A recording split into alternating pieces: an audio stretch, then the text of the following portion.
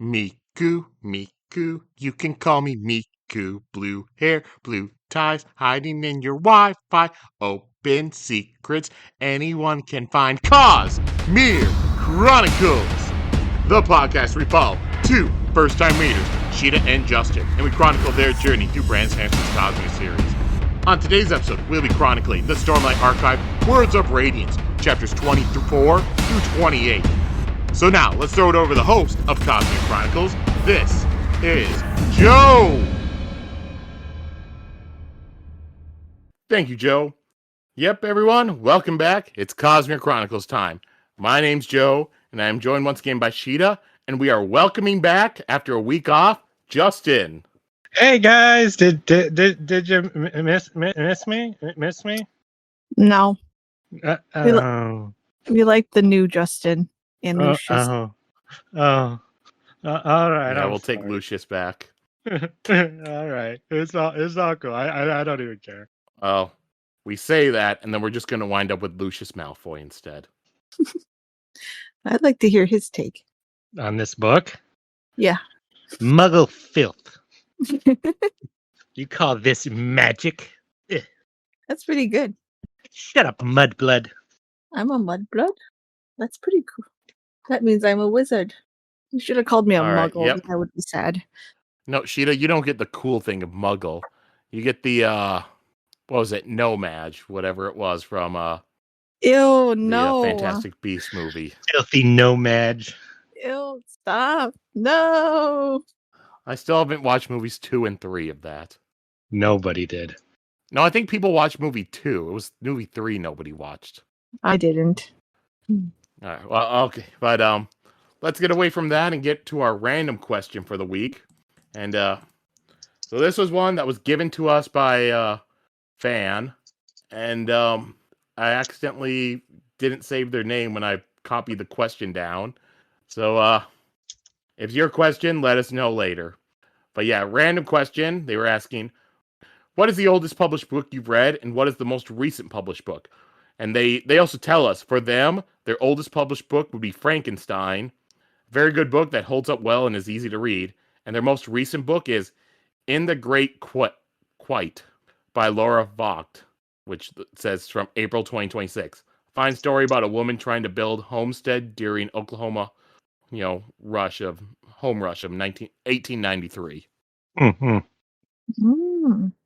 Well, unless I'm mistaken, I believe the oldest book I've read is also Frankenstein, which I just checked is from 1818, which agreed though the revised edition came in 1831, which may be the version I read. So that's hard to say. Either way, I think it's probably the oldest one unless I'm mistaken. And yes, it's a great book, still holds up. There's a reason it's gone down in history for all time as one of the, all-time great stories. Newest book I would say is called something like Way of Kings, I think would be the newest book I read. What year did that come out, Joe? 2010. Oh, God. Don't tell me Ready Player 2 came out after that. I think both Ready Player 2 and Ready Player 1 came out after that. Ready Player 2 was 2020. That may be the newest book I've read. Oh, God. I'll have to say, one thing with Frankenstein that I find interesting is how time has changed, how people look at the creature in that. Because the contemporary people, when that first came out, it was seen as much more of a negative thing. And that creature deserves to die, shouldn't have existed. Nowadays, people look at him as a more sympathetic character. Yeah, I find that book so fascinating because you can look at it from so many angles. You can sympathize with the creature, you can sympathize with Victor, you can hate the creature, hate Victor, hate both, sympathize. I personally sympathize with both. I think it's absolutely fascinating. Again, it's one of the great works of literature of all time, so you can do so much with it. It's got infinite potential for metaphor and new stories you can tell. So that's actually one of my favorite books ever. So I'm happy to say that one. Well, I don't want to also say Frankenstein, but I think that might be it. I don't really know what could be older, but never mind. Yeah, so also Frankenstein for me. Sorry, we're cheating. It's not a cheat. It's an old book. Like every Yeah, book but I think of that's old, I'm like, well, it was after Frankenstein. yeah. I looked up a couple and I was like, they were after, if only by like 5 or 10 years. But I guess my newest book, I want to say it's a Witcher book, but it's probably Akatar, which is also I'm ashamed of. Let's see. Yeah, so Akatar or A Court of Thorns and Roses was 2015, and then Witcher was 2013. So, yeah, but just the first book. Yeah, if I would have continued, The then first book of Akatar. yeah, is 2015. So, All right. I realized I was wrong. I have read Paradise Lost, which was 1667, so quite a bit earlier. So I can actually go a little older than Frankenstein, I'm happy to say. aha. However, I don't know, I know there's different editions and translations, right?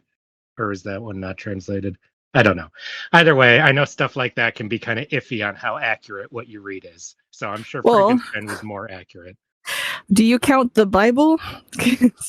Yes, the Bible's a pretty old fucking book. Sheta. It Which is the new version did you King read? James version, though. So if that's the case, then Well, King James version would be I've got Hmm. 1611 as the King James version, Sheta. okay. Does that beat your book? It does. Okay. Oh, all right. yeah, it does by about 50 years, Sheta. Yes, I'm the winner. Unless Joe. All right. So with me, I don't know if you count it as a book or not because it's an epic poem. But I remember when I was in high school, I read Beowulf. That's a good one. Let's see. Well, is it book length? I've never read Beowulf. Like, was it long? It is, right? No, because Short story-ish. short story length.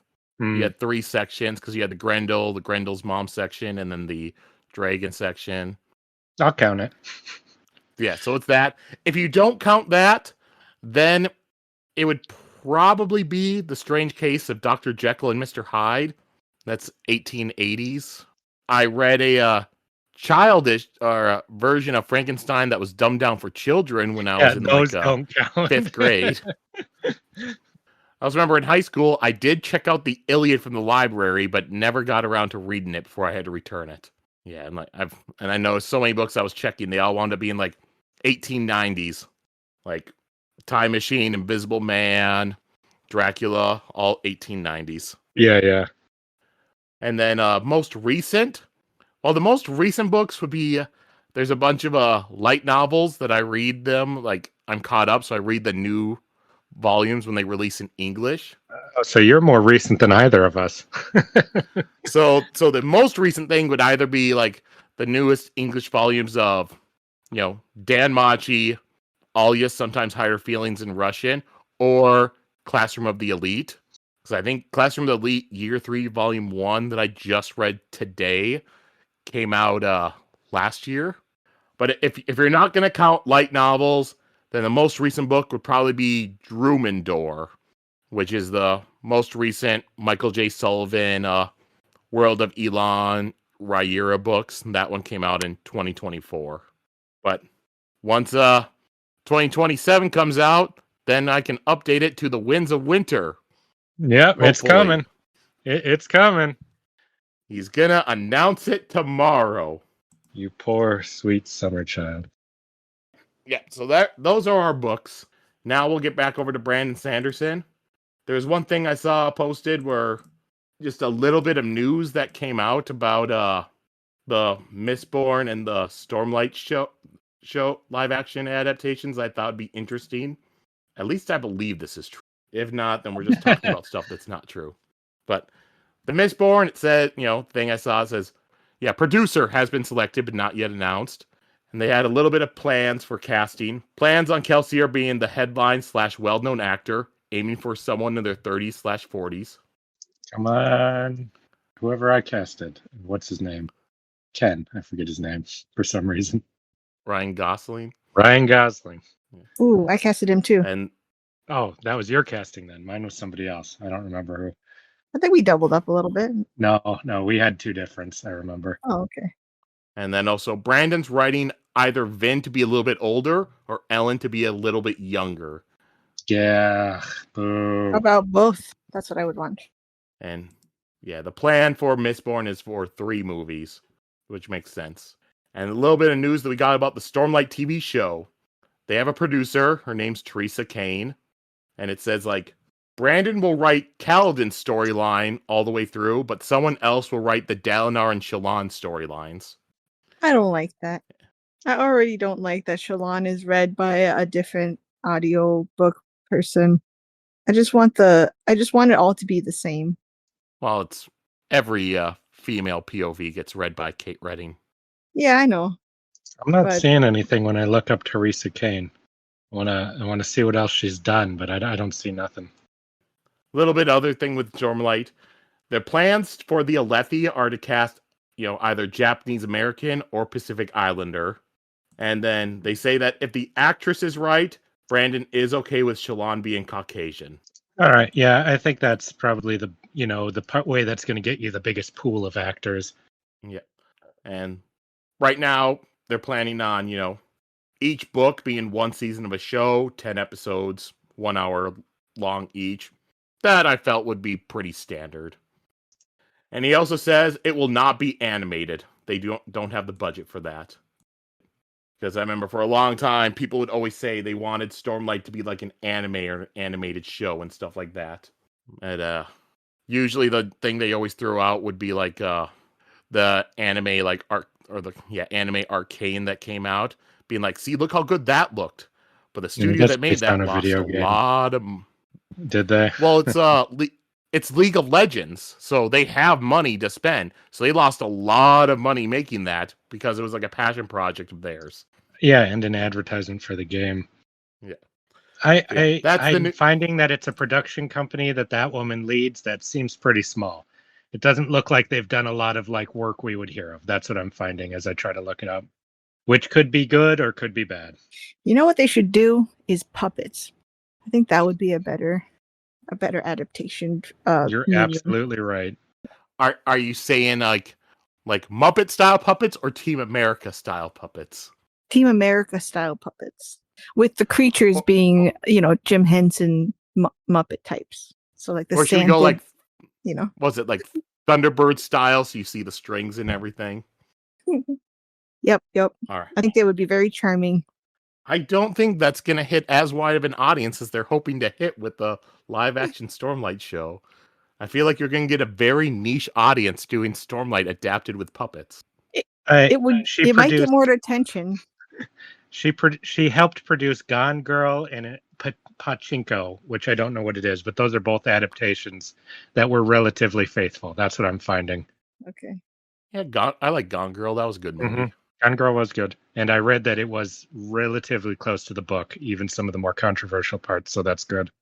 All right. But yeah, that was the little bit of news that I saw. So now let's go back to the book that we're reading, Words of Radiance, with having a recap of last week's chapters. And I believe it's Sheta's turn this time. That's right.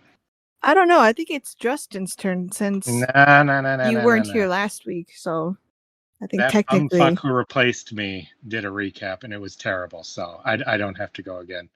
All right. Well, last week was 18 through 23, I think. Kaladin is kind of babysitting the princes while they sword train with the secret Scar assassin master. So they kind of talk about fighting. Lopen eats chowda. Sorry.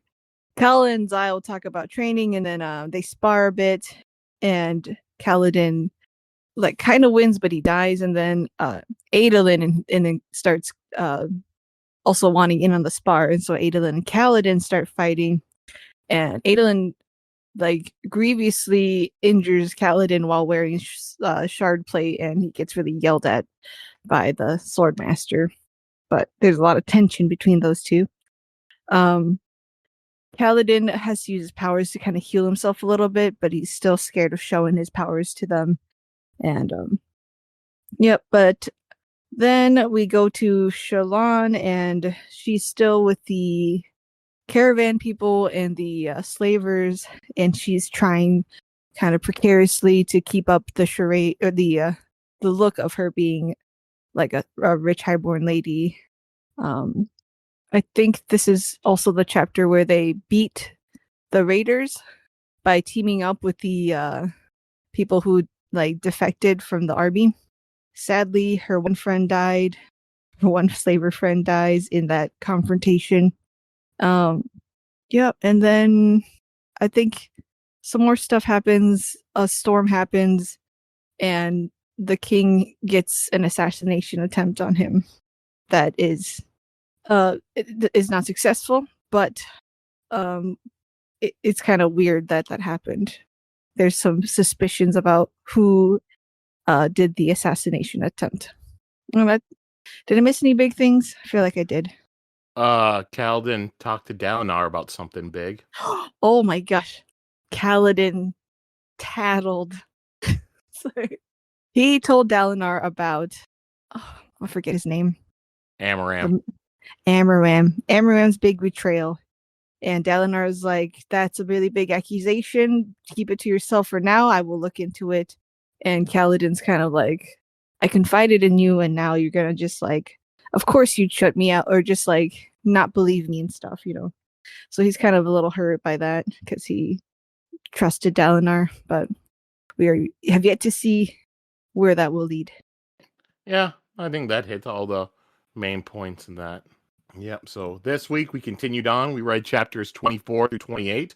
So I'll ask as normal, how'd you two feel about these chapters this week? I'm going to be honest, they annoyed me because that big thing with him telling Dalinar about that, I just want to see that continued. And there's chapters are dicking me around with that to make it a mystery, and that annoyed the fuck out of me when they reference how, Dalinar and Amaranth, from Kaladin's perspective, how they're talking pretty chummy and stuff. I annoys the hell out of me that they do something that big that I didn't expect and then make me wait on a payoff for it. If they didn't reference that at all, I may not be annoyed, but that annoyed the fuck out of me. Yeah, we're just gonna have to sit on that for a bit. I think there's a reason why. If they do it in the next couple chapters, maybe. But if they don't do it in the next couple chapters, or they're trying to build up that Dalinar's planning something and then Kaladin acts recklessly because he didn't know about that, either one of those are probably going to annoy me.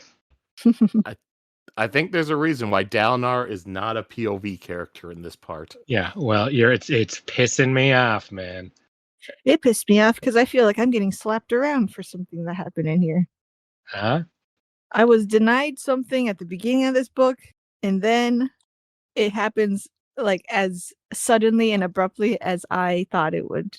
Oh, I don't know what it'll be. I'm very curious now. No, it's just gonna be obvious. Just characters arriving at certain areas. I see. And meeting up with certain characters. Oh, that part I liked. But go on. Yeah. I did not. I was like, oh, what? Now? And I feel so slapped around. One cheek, then the other cheek. Suddenly, without warning. I'll say last week you two were going on and be like, she's never going to arrive in the Shadow Plains. It's not going to happen until like the end of the book. Yep. See? That's just mean. When they start getting close in this chapter, I'm like, okay, so what fucking bullshit's going to suddenly happen to stop her from getting there now? Though I guess they could still do that. We'll see. And yeah. And did you guys do what I told you to do last week? Go out, buy yourself a nice new pair of boots? Me? Dang. You didn't tell us to do that. That was the fans. I don't need no new pair of boots. I wish I had money for boots. I'll just get someone to give you their boots. Okay, I'm a size 7. Or 6.5 wide. Not too picky. Yep, just leave them in a container somewhere outside your own house and we will pick them up. Yeah. All right. Well, yeah, then we'll just go on and start off these chapters. So we start off chapter 24, 10. Epigraph. Decay form destroys the souls of dreams. A form of gods to avoid, it seems. Seek not its touch, nor beckon its screams. Deny it. Watch where you walk, your toes to tread. o'er hill or rocky riverbed. Hold dear to fears that fill your head, defy it. From the Listener Song of Secrets, 27th stanza. So that makes me feel that Kaladin's depression he gets is going to be a greater theme in this book, just with this decay form thing and how big and dangerous it sounds. I knew it. That's too big of a an aspect of him, you know. Mm-hmm. Yeah, that's cool. All right. So it's a Shallan chapter, and we start off with Shallan, and she's speaking with Gaz and another one of the deserters, Red. And yeah, and they explained why they left the Shattered Plains. They tell her that they had joined the army for a chance to avenge the murdered king, but he pretty much just wound up in an endless war just to make the High Princes richer. And Red says, well, that wasn't the only reason that Gaz left. He was also in pretty big debt. And Gaz confirms with Shallan, our debts will be forgiven, right? And she's like, yes, all will be forgiven. And Vatha comes over and he says, Gaz, you've never been as nice to me as you are to her. He tells Gaz that, you seem to be happy to be a servant to the Light Eyes again. And Vatha tells Shallan that these men will never be heroes. And she responds by telling Vatha that he is trying real hard to beat them down and asks if he is afraid of being wrong. After Vatha, Gaz, and Red leave, Shallan goes to her wagon and looks through her notebook. She has written down like some plans that she's trying to come up with in order to help her brothers. And her plans, they range from, trying to buy a soulcaster from the Alethi King to trying to hunt down the Ghostbloods and deflect their attention. And she thinks about how she has to make the betrothal to Adolin work because she needs allies and resources. She thinks about how she may need to find Urithiru and prepare for the Voidbringers on her own if she is not able to bring Navani over to her side to help. And then Shallan looks through one of Yasta's notebooks, and this one covers the current Alethi princes and their political maneuvers and goals. Because Shallan feels that she needs to be prepared for when she arrives in the war camps. And she's going through sees that Sadeas, this is all according to Yasta. She sees that Sadeas is conniving and dangerous and wonders, maybe he might listen to my arguments. Aladar is another high prince that Yasna respects, and he likes games of chances, so Shallan thinks that she could get him to risk an expedition. Hatham was a man of careful planning that could be another potential ally. However, Yasna did not think much of Thanadal, Betheb, or Sabariel, calling them oily, a dullard, and outrageously rude, respectively. This is the kind of stuff you get when men can't read. Some pretty brutal honesty. It's interesting that you might get those those type of men because of that. Is that what you're saying? No, what Yasna writes. Oh. She's so open about what she's writing. There's no sugarcoating it at all. She's like, this is good. This guy's a fucking piece of shit. He sucks. He won't help me. She doesn't have to worry about, what are these powerful men going to say if they ever read my journal, I'm sure there's a lot of mean girl journals out there talking shit about their bosses or husbands. I don't mean that. I want to write that. The magazine for women in Alethi. Talking about how incompetent the men are. Yeah, your husband is a literal piece of shit. Here's why. like that. Yeah. And, when Gaz is walking by, Shallan asks, Gaz, how much are your debts really? He tells her that he owes about 80 ruby bromes, but at this point, those men, they probably just want his head. And he tells her, just turn me over when we arrive. He'd rather be there than be out here wondering when they'll find him. And Shallan goes back to Yasta's notes, and Yasna is certain that Urithiru was not on the Shattered Plains, but Shallan wonders how was she so sure about that. Shallan sees notes from old records stating that the city was in the mountains, and Shallan thinks about how Noadon could have walked there in the Way of Kings, but even Yasna questions if he really did. And Shallan tells Pattern that historians are liars. They presented their opinions as facts. And Pattern tells her that your truth is what you see. And Shallan points to a table and says, this table has 4 legs. And asks Pattern that, that is true, right? And he says that, you define what a leg is. That table is only wood.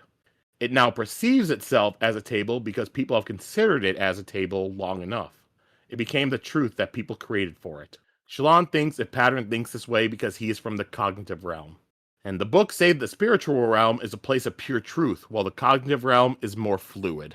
She asks Pattern if people weren't here, would Spren have thoughts? He says not in this realm, and he doesn't know about the other realms. Besides, there are others who think, And Shallan brings up the Voidbringers, and he says that his kind wouldn't live in a world with only them. Besides, they have their own Spren. When Shallan asks more about this, Pattern says they don't speak of this. Shallan presses him more, and he finally says that Spren are shattered power given thought by perceptions of men. They're fragments broken off of honor, cultivation, and another. When Shallan asks who the other is, Pattern forces out the word odium. And she wonders if odium is like another large Spren like Kusasesh or the Night Watcher. And then one of Shallan's slaves arrives and tells her that Tin wants to see her and have some food together. So Shallan goes over to Tin's wagon. She finds Tin to be an intriguing woman, partly because she wears a sword. And when she gets there, Tin asks Shallan to tell her who she really is. Shallan says, I'm Shallan Devar. And Tin explains that, she has a span reed connected to other people, and she had people look into House Devar. It's a small house that's in debt with an erratic leader who may or may not be dead. He also has a daughter named Shallan that no one seems to have met. Shallan tries to tell her, yeah, I'm that daughter, but Tin doesn't believe her. She believes that Shallan is just trying to pull a con. I just find it very fascinating about this character that a con woman can only see somebody as being trying to pull a con. Like, she does not seem to even be capable of believing the idea that this would be real. And it really makes me wonder about this character, if she's as clever as she thinks she is, or if this is all some kind of super con she's trying to pull against Shallan, where she's only pretending not to believe her. I don't think I've been more interested in where like a relatively minor character is going until this one here, just based on how she comes off. Yeah, it could be like the way I read it was, she's so like small in the grand scheme of things that she's like, oh, meeting a real person like that is just, that would be such a coincidence and stuff. Mm-hmm. Like that just shows like how far the classes are, Mm-hmm. Because she's probably been operating her whole life, like 50 years or whatever, conning people. 50 years? I imagine she was an older lady. I didn't. Yeah, they never described her as elderly, did they, Joe? No. What, is she hot? I don't imagine that specifically, but I didn't get no... It's not either you're 50 years old or you're hot. That's not what anyone's saying. Well, you're Dalinar. And you're both. I figured she had to be like late 20s, maybe in her 30s, because, they have her as like the head of a guard for a caravan. I don't know if they would take like an older person for that. For the experience, maybe. But... I just found no evidence in here of that age. So I was wondering if you saw something I didn't. And the answer is no, you did not. I guess I just made that up. But I was a little bit like, who's this Yasna replacement lady? Oh, yeah. Well, I think that this is going to be interesting because Yasna, they basically say it. Yasna taught her how to fake being a noble. This woman can teach her how to fake being a peasant, basically. Yeah. I think we're teaching Shallan how to lie. I think that's the overall goal of this book, or these books. And when she's done, she's going to die too. It depends. I have some suspicions about this girl to be somebody like somewhat scary, so I'm curious to see. Mm. Yeah, and Tin tells Shallan that you are now in a predicament because you're pretending to be someone far above your station. And if you don't handle this well, then the heroes that you've recruited will wind up killing you. But Tin says that she is here to help. She wants in. Shallan's con isn't something small, but she doesn't have the experience in order to pull it off. I'm going to say never trust a con man, a self-described con man who says they want to help you. That's all I will say about that. And Shallan asks if Tin are you with this caravan as part of a con too? But she's like, no, I lied a little bit in order to get taken on, but, I'm doing my job. I just need to get to the Shattered Plains, and I didn't have the means to do so. Shallan asks how a woman like Tin is without resources, but Tin explains that in this profession, you need to get used to having to rebuild. She says that she got stuck down south without spheres. She tells Shallan that a woman can get ahead if she knows the right people. She tells Shallan that, you want to know who I know. And Tin asks what Shallan is hoping to accomplish. Shallan says that she knows something about Dalinar and that is very important to him. And Tin says, blackmail, that's a tricky one. But Shallan will be glad to have her along. Shallan says that she believes that she can learn a thing or two from Tin. And that's the end of the chapter. I don't trust this woman at all. I don't think she's here as a con. I don't think she knew Shallan was going to be here because no one could know that unless there's some magic thing. But I think she sniffed something out and she's trying to muscle her way in. And you should not trust this woman in any way. When she comes in and says, you need to know the people I know, and makes you start thinking that she likes you and you're cool and she wants to teach you stuff, just don't trust a con person in any situation. I have stupid ideas. I'll just say it now because it's not a real theory. This woman is Yasna in disguise. What? She just went ahead and is trying to teach Shallan something. I disagree. I'll leave it at that, Sheta. You already said this was a stupid theory. So. It is. I just disagree. How is her disguise so good? It's a magic disguise. Yeah, magic. Just magic. She can shapeshift stuff, so she can shapeshift her looks and her appearance. Oh my god. No, I'm not even indulging this. Sheta, you're describing Shallan's powers, not Yasna's. Shallan has the power of illumination. Well, we don't know Yasna's true powers, and she had a mysterious little friend with her. So. Well, we know she shares the power of transformation with Shallan, but her second power has to be different than Shallan's second power, because she's not a light weaver. And what's a transformation power if not? Don't even do it. Also, hair and makeup and clothes do a lot too. Don't do this to me, shit. I don't deserve this. Okay, that's as far as I'll go with this theory. You already went too far. It's a Mission Impossible mask. Yeah. I mean, it must be. Yeah, it just melts to her face. Perfectly realistic until the second you take it off, and it looks super fake. Mm-hmm. All right. So, anything else from this chapter you two want to go over? Mm-hmm. No, just curious where her new relationships and stuff will lead her now. All right. Well, this chapter was called 10, and I think we all know why that was chosen for the chapter title. We'll move on. Because she was burning tin. Oh, was she? Mm-hmm. This other woman is she's from that other place. Scadrial, yep. And she was burning tin. Mistborn. Yep. She's a Mistborn. She's Tindwyl.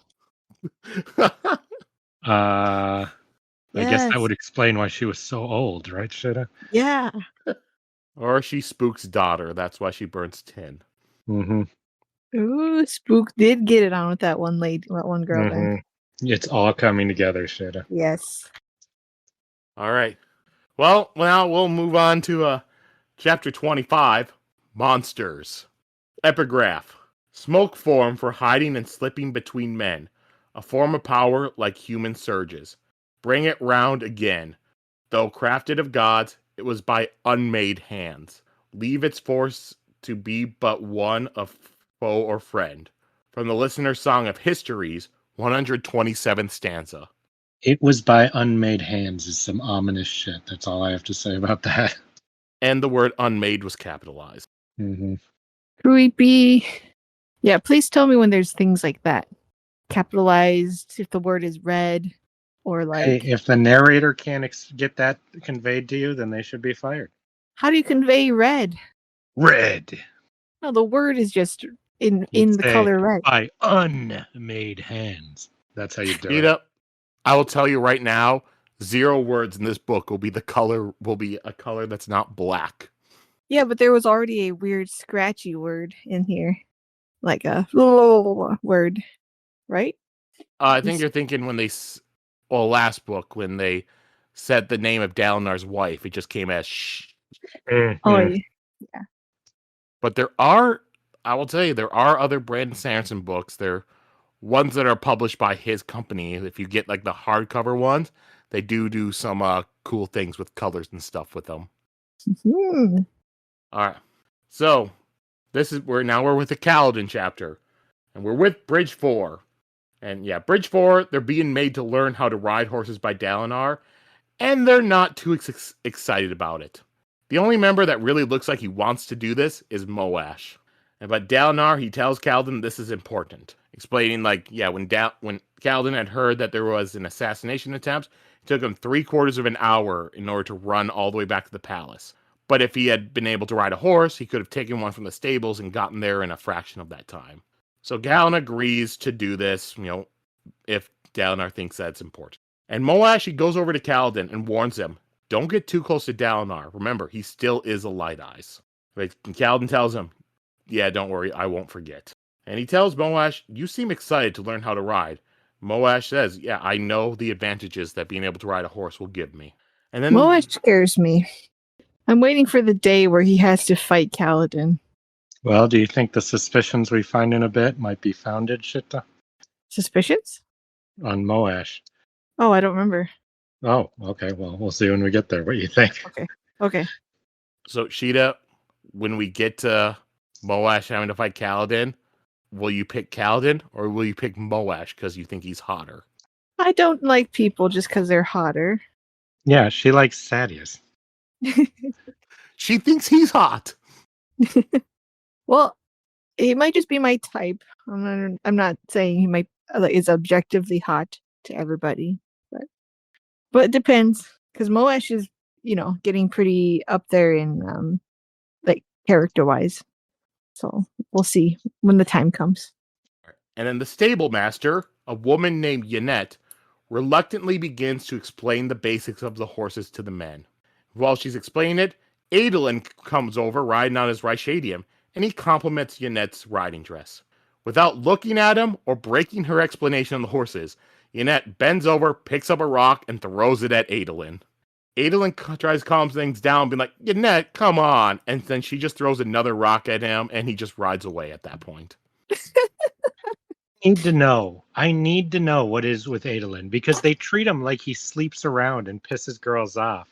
But from what we've seen, he's just socially awkward with them.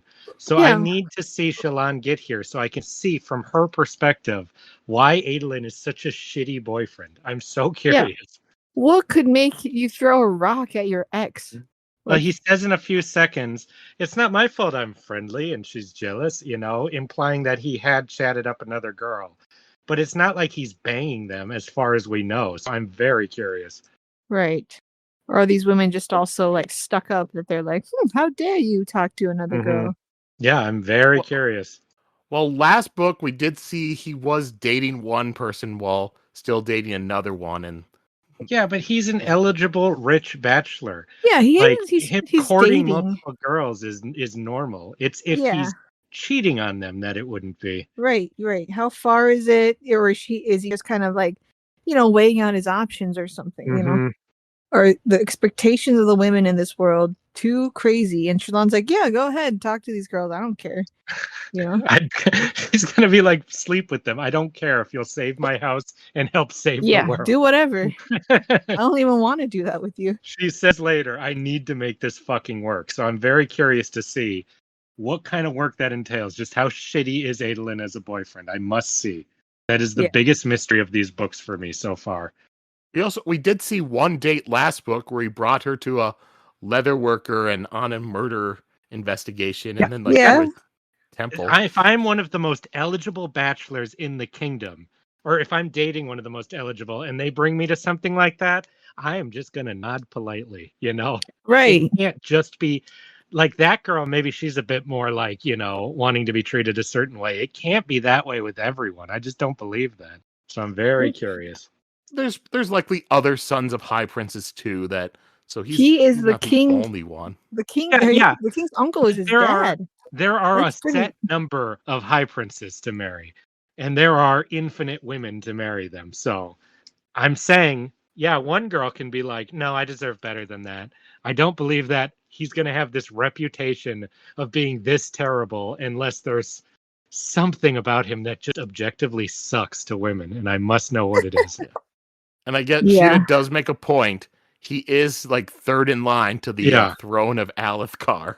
And Women he's should be super knocking down handsome. his door, and he's a Yeah. great fighter. He's handsome. very He's good at eligible. fighting. Yeah. Yeah, he's so eligible. He should like just the fact that freaking like rock stars or celebrities are getting women throwing themselves at them. Mhm. He should too. So either the standards of the women in this world are way too high, or something's wrong with Adolin. And women are throwing themselves at him, you know? They just leave because they're like, oh, God, you know? Yeah. I must see. well- I must. And Shallan will be my vehicle to learn this, because if she's really needing him to like her and then we get to see the problems he has through her, I think it'll be very educational. Yeah. I need to see that. Yeah. So then the men, they start getting onto horses. And Kaladin, when he gets to his horse, he looks at it and he says, all right, you don't want this any more than I do, but let's just get through it. Jesus. Yeah. Why did you make that sound so dirty, Joe? Justin. Honestly, the thing I was thinking most of was a clip from The Simpsons. Listen, you don't like me, and I don't like you. I like you. All right, you like me, but I don't like you. I think that was like the Navy episode. I could be mistaken. The one where Homer joins the Navy, not the one where Bart and his boy band tries to get people to join the Navy. There are 2 Navy episodes of The Simpsons off the top of my head. Yvonne Netniage. I remember. All right, so yeah. So then Kaladin gets onto his horse, and it's just not really listening to him and doing what he wants to do. Eventually, Ynette comes over and shows him. She helps him. He gets it moving. And Kaladin is able to ride the horse over to Natim, who was one of the people on guard the night of the attempted assassination. He asks if he remembers what happened that night. Mainly, he's asking if Natim had seen anyone out on the balcony before the storm. But Natim says, well, there were no servants that went out there. And for guards, I was with the King's Guard all day, and I didn't really notice anything much. And then Natin's horse just begins walking away, and he can't stop it. And Kaladin just tells him, "Oh, don't tell me. Think about it, and tell me if you remember anything else." And then still, she tells Kaladin that you're not enjoying yourself. He said that something was wrong about the conversation he just had with Natim. And then he realizes that if the barricade was cut before the storm, then the strength of the winds would have bent it down. So the sabotage to it must have happened after the storm and before Elhokar went out there. So that narrows down their window much more. And Adolin rides over to Kaladin, and he makes fun of the horse that Kaladin is riding, since the one he's on is old and slow. And he pretty much goads Kaladin to go ride that horse over there, Dreamstorm. It's a much larger horse. It's much more active, and it's currently tied up. So Kaladin just, he goes over to Dreamstorm, and Ynette's like, what are you doing? And she explains that they're training Dreamstorm in order to get him used to wearing a saddle. And the horse will throw Kaladin within a heartbeat. Kaladin says, no, I'm doing it anyways. And then he tells Syl, this is probably going to wind up being the training grounds, and I'm just going to wind up on my back. She asks him if he's doing this because of Adolin, but he tells her, no, I'm not doing it because of him. I'm doing it because these things scare me. And Adolin shouts at Kaladin, what are you doing? Don't actually do that. But Kaladin, he jumps onto Dreamstorm, and he uses Stormlight to lash himself onto the saddle. Traitor. It's you're going to look so much more badass than you actually are doing that. That kind of annoyed me. Yep, that's not going to fly in the rodeo. Yep, they have that banned. How would they prove it? They'll have some kind of test. Yeah. Rodeo takes this kind of thing very seriously, Joe. And so then Dreamstorm begins to buck and trying to throw Kaladin off, but since he's essentially glued to the saddle, he stays on. Until his Stormlight runs out, then he's bucked off the horse. Dalinar comes over to Kaladin, he looks at the horse, and then at Kaladin. Kaladin tells him, well, you don't chase assassins placed on a placid mount. But Dalinar responds that you start training with weapons without blades. And Dalinar says that, looks like Kaladin's men seem to be taken to the training. So they'll continue training, and then in 2 weeks you can start taking the horses out on your patrols outside the camps. After Dalinar leaves, Adolin comes over and thanks Kaladin for not telling Dalinar that he was the one that put him up to it. Kaladin tells him, I'm not an idiot. I knew what I was getting into. Ooh, it's starting. It's starting. Their friendship. Yeah. I find it funny that I'd like to be annoyed with Kaladin for being so reckless on Dalinar's sake, but Dalinar only hired the guy because he recklessly ran in to save him. So what would you expect, Yeah, you probably want what you paid for. Mm-hmm. Also, Not I think that- Dalinar is that way at heart, Yeah, I think maybe the old Blackthorn. Mm-hmm. And his son is kind of that way too. So I think I think he might feel more comfortable around people who are impulsive and men of action, even if it's foolish action, compared to all these prissy, just be careful type people he's so sick of, like the king, Yeah. All right. And then Kaladin, he goes back over to Natim, who tells him, it's just unfair that riding seems to come natural to Kaladin. And Kaladin asked Natim if he saw anyone besides the king go out onto the balcony after Kaladin had left. Natim says, well, it was only guards. He does say that Moesh was one of them.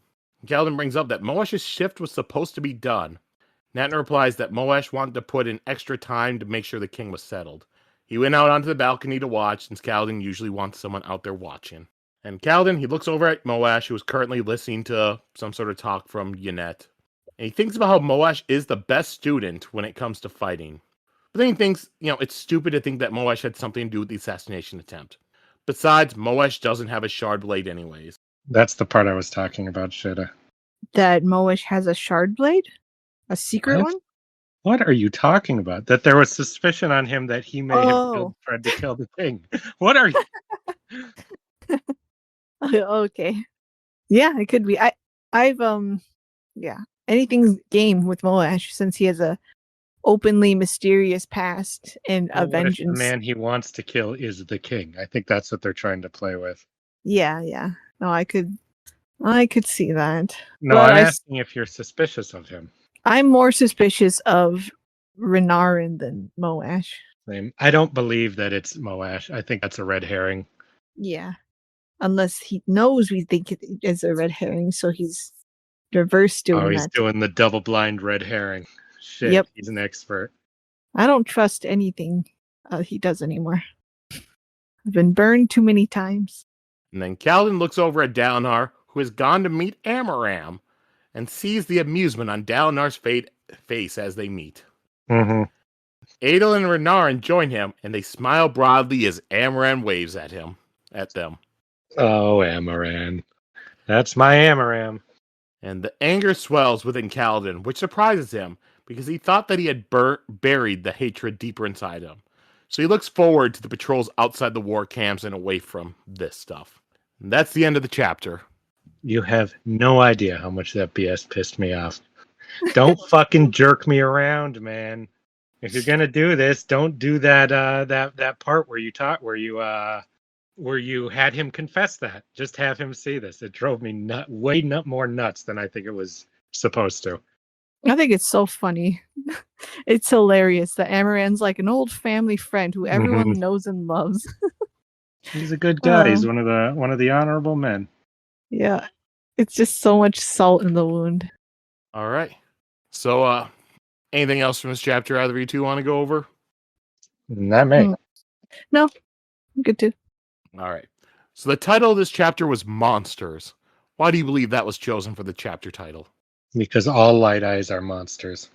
No, the real answer is because of these freakish, bizarre mammalian creatures that make almost no sense to exist on this world. What? The horses? Mm-hmm. Well, I think we learned in the last book a lot of the horses come from Shinovar. They're weird. Everything should be crabs. Yeah. Crab or crab adjacent only. They're weird, monstrous creatures. Yeah, but Shinovar is also the land that had soil and grass. I think Shinovar is a little piece of earth that got here. That's why they have weird stuff like strawberries and horses and things like that. And grass, apparently. A It's little not bit the of other way around. This is a weird non-Earth-like place that got captured into an Earth-like world. no, because it's Shinovar is just one land, one country. So if this world is a bunch of chopped up pieces of worlds, then that would be cool. You're saying this is the battle world from the new Secret Wars comic? Yes. Well, old Secret Wars comic also was multiple worlds put into one. Yes, but you know the difference. That this one was actual fully functional worlds with societies. I guess the old battle world, there was like just the one part where we got to where it was like a suburb of Denver or something like that. That wound up there, and don't worry, that part of the land got brought back to Earth by Molecule Man. All right. So now we'll move on to chapter 26, The Feather. Epigraph. They blame our people for the loss of that land. The city that once covered it did range the eastern strand. The power made known in the tomes of our clan, our gods were not who shattered these plains. From the Listener's Song of Wars, 55th stanza. Like, I'm gonna believe what you say. All right. So now it's an Adolin chapter. In Adolin, he's battling the Parshendi on the Shattered Plains, and he runs into his friend Yakimov. Where Yakimov, we did see him a little bit in the last book, like one of the scenes where Adolin was with Dan Lin, and he was meeting his friend, a couple of his friends, like Yakimov and his date and stuff, and they were having wine and all that in the last book. Adolin, he wasn't supposed to be on this, plateau run, because it was, Rorion and Ruthar's run. But Dalinar had sent the Kholin army to help in order to show the other High Princes cooperation, and this might be able to help them stop being rivals. Renarin had also come with on this one in order to witness a battle, but he's not here to fight. Just be out there in like his shard plate and stuff watching the battle. And Adolin and Yakimov, they kind of joke with each other as they fight. Eventually, Adolin, he needs to climb up in order to get to where the chrysalis is, so he uses his shard blade, stabs into a wall, climbs on top of it, and then is able to use that to climb up. When he gets to the top, he's dismayed to find that the Parshendi have already gotten the gem heart out of the chrysalis. He looks over at the Parshendi, and he sees, a bunch of them, including the Parshendi shard bearer who's holding the gem heart. And Adolin shouts at the shard bearer to fight him. And we know this is Eshonai, so Eshonai gives the gem heart to the other Parshendi, who then they jump across the chasm. And Eshonai walks towards Adolin, who runs towards her to fight. But with his blade, she just slaps it aside and asks where his father is. Eshonai raises her faceplate, and Adolin's shocked to see that it's a woman underneath the armor.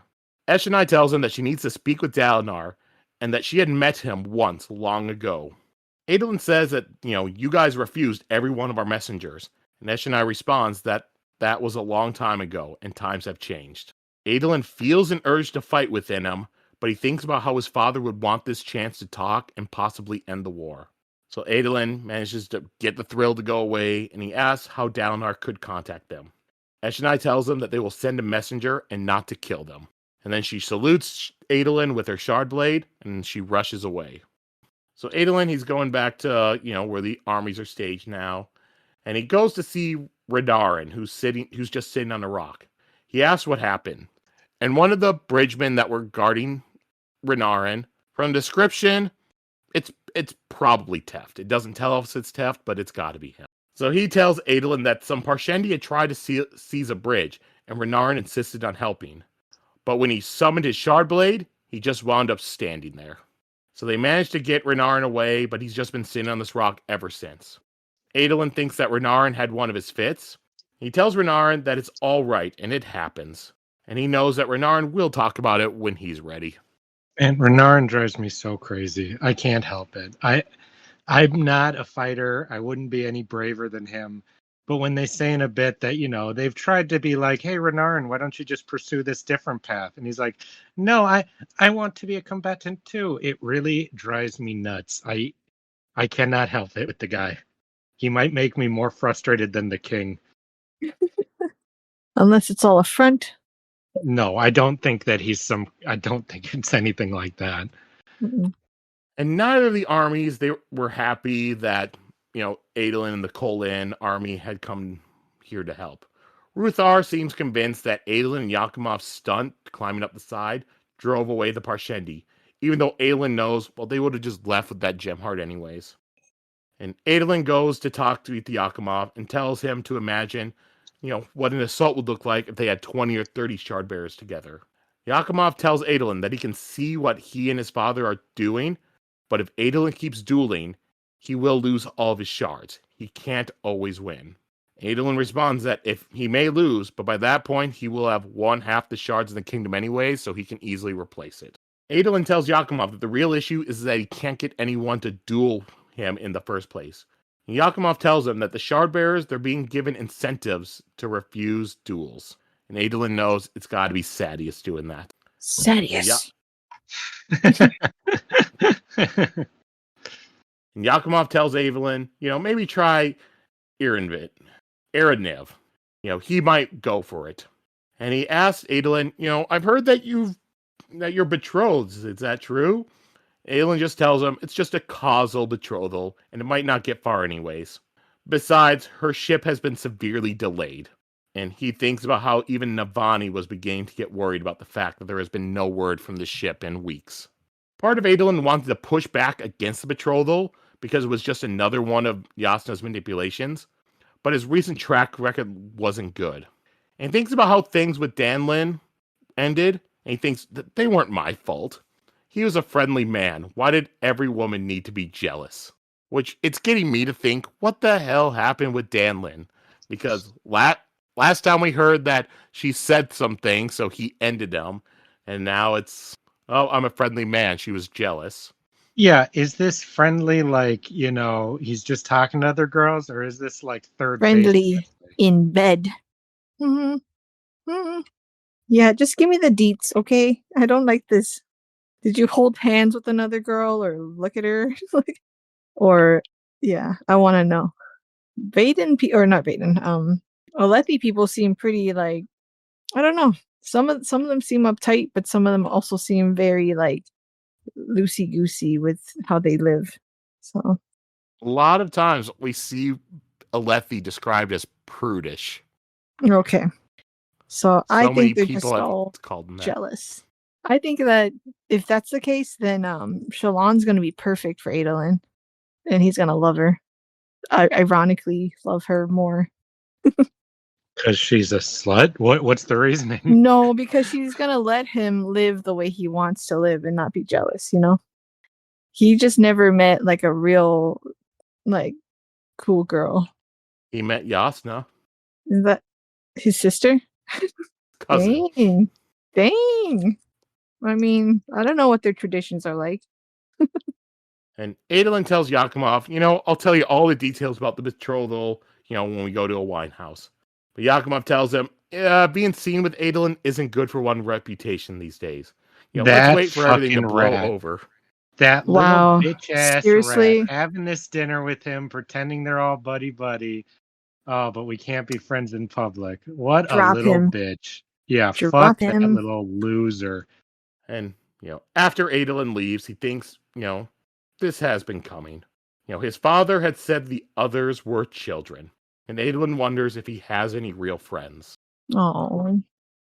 And as they're riding back, Renarin rides up to Adolin and tells him, yeah, I didn't have a fit. I wasn't frozen because of my ailment. I'm just a coward. And Adolin tells him, no, you're not a coward. I've seen you act brave before, like during the Chasm Fiend attack. And Adolin tells him, you just need more training to get used to battle. Yes, exactly. I hate Renarin so much because he's sitting here whining like this. The little fucker has barely trained in how to fight, and yet he wants to be this great soldier. It drives me nuts. I don't even know what to think about this guy. I don't know what I'm like expected to think about this guy. With the king, it was pretty obvious that I'm supposed to dislike him and think he's a, kind of a childish idiot. But with Renarin, he's portrayed as like a positive character I should I don't know, empathize with, but I just don't, because you've had a whole lifetime as the fucking Blackthorn son, If you had any interest in becoming a fighter or a soldier, you've had the opportunity, but he didn't. And then just now randomly he's deciding, oh, I want to be part of this. And he says in a bit something bad's coming, And if it was portrayed a bit differently, I'd think differently of him, because he'd be like, I've wasted my life, thinking I could just sit by the sides, but I can't. But it explicitly says that he's refused to, follow these other life paths, when in the Alethi, like, what you do with your life is so important, So he seems like such a, what is it, like a rich boy who doesn't really move or do anything in life? That's how he comes off to me. It drives me nuts. And I don't think I'm even supposed to think this about him, Am I like crazy, Sheta, or is there anything there? I get what you're saying. And like they did say, now he has the shard blade, so he feels like he wants to start training, but he is what, like 20 and stuff, and that's kind of like, and it's not like, really now you have a old shard blade. He could have been training to do this his whole life if he wanted. Right, he could still be training. Thaddeus, plenty of people didn't have shard blades. That doesn't mean anything, Yeah. I don't like that he even has a shard blade, I feel like it's so wasted on him. And when he's like, oh, I'm a coward, I'm like, bitch, you're not a coward. You have no experience in this. To have no experience in this, and then to be like, guys, I need to help out. You're just putting people in danger, and you're just being stupid, I had a little respect for him for how he was training last time, but that all went away in this chapter.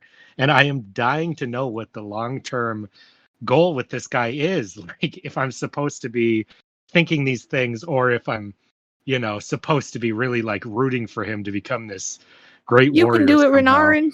Yeah. Because I'm just not. I am actively I don't officially, but I'm very close to hating Renarin. Whoa. Mm-hmm. I wonder if this is all just primer too, for him to just get killed off. Like it doesn't matter if you like or hate him, he's just gonna be dead, and it'll just motivate our other characters. I don't think so, personally. I think it would be a waste. Yeah, but so there was my Renarin rant I've been holding in. Yeah, I don't know. It depends on what they do with him. Renarin tells Adolin that he needs to be ready. Something is coming. Adolin asks if he means the numbers on the wall, and Renarin nods. After the recent high storm, the numbers had returned. 40, and it said 49 days, a new storm comes.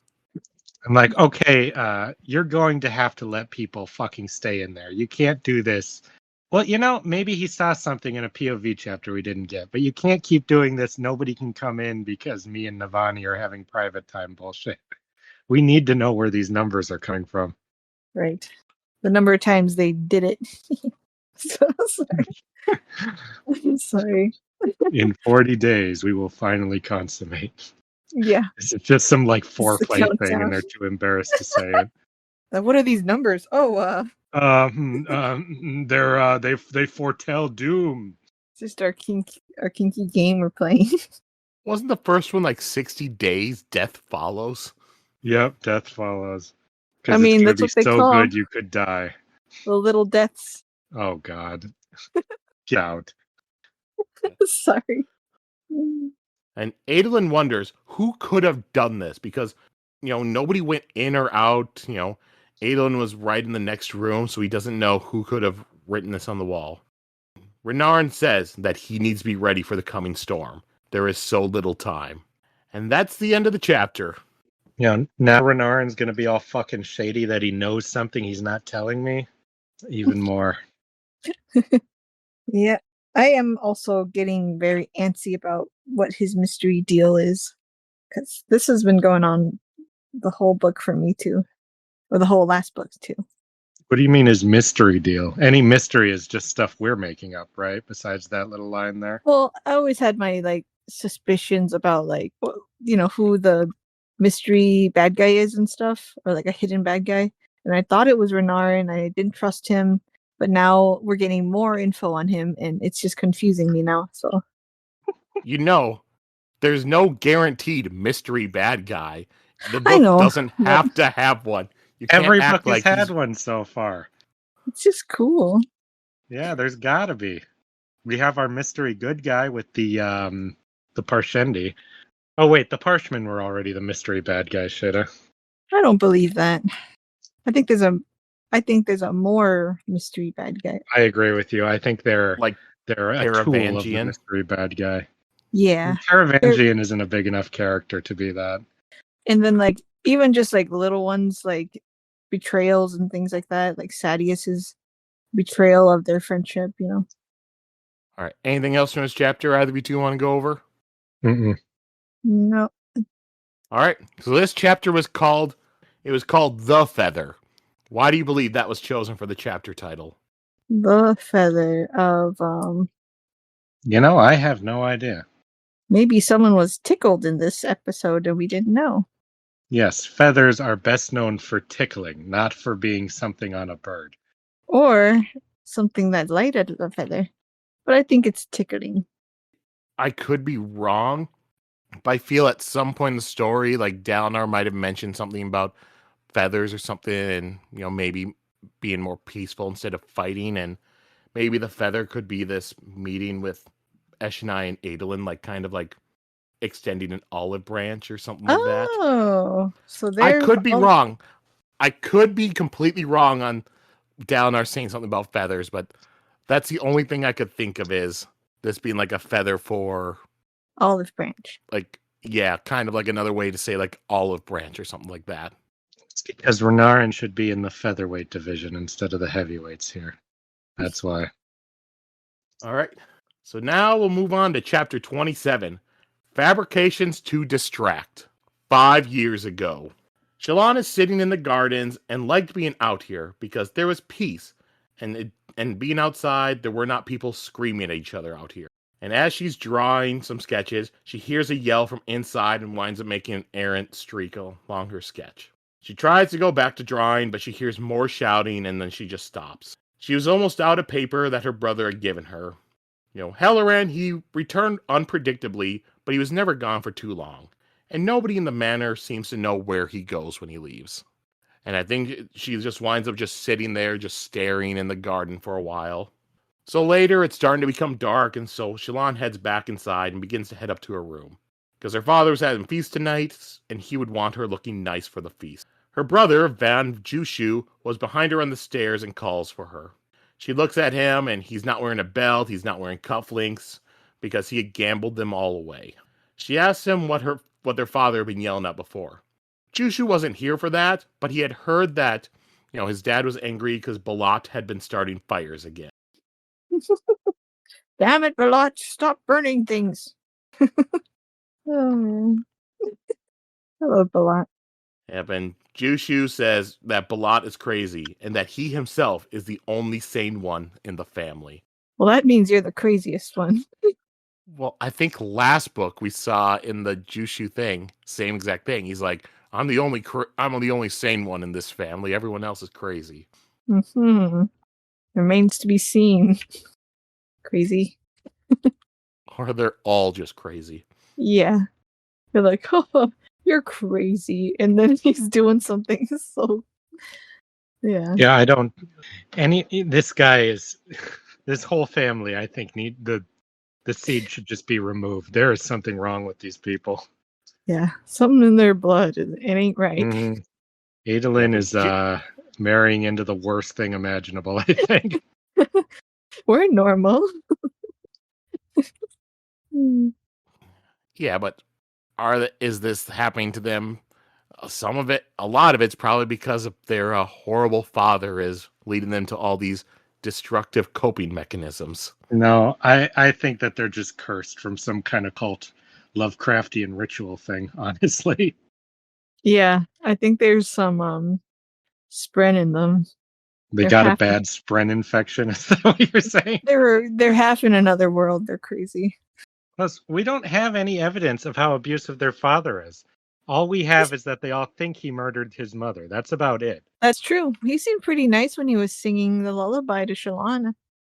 I don't know. He seemed pretty crazy there, too. He was doing the best he could. The last flashback, we literally saw him get upset and just start smashing chairs. Oh, we've all done after that. His son almost killed him. That's totally different. Almost killed him, claiming he murdered their own mother. I would be smashing chairs too if I was him. And he didn't hurt most anybody. Importantly, he didn't hurt anyone. And when he saw Shallan watching him smashing chairs, he did feel guilt and stopped. Yeah, he left. He's like, all right. I got to go do this in my own private room. Forgot you were there, quiet girl.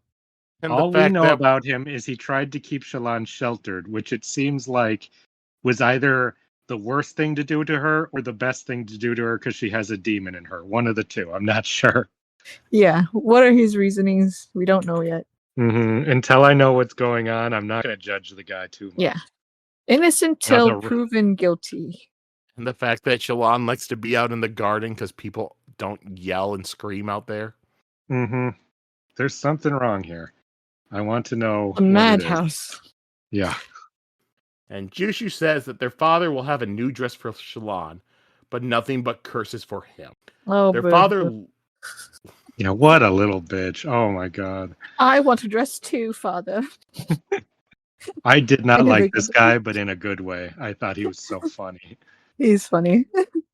Their father loved Helleran, and the rest of them just don't matter. Helleran betrayed their father, and he's still the only one that matters. Daddy issues, all of them. As they walk by their father's chambers, Shallan can see the glowing strongbox. It was hidden behind a painting, but you can still see the outline of the strongbox glowing like a fire. Jushu just asks, "What are you staring at?" She's like, "The light," when she's pointing at it. He's looking there, and he cannot see what she's talking about. Okay, crazy. Shallan is so funny in these. This would be so funny to just read these chapters out of context.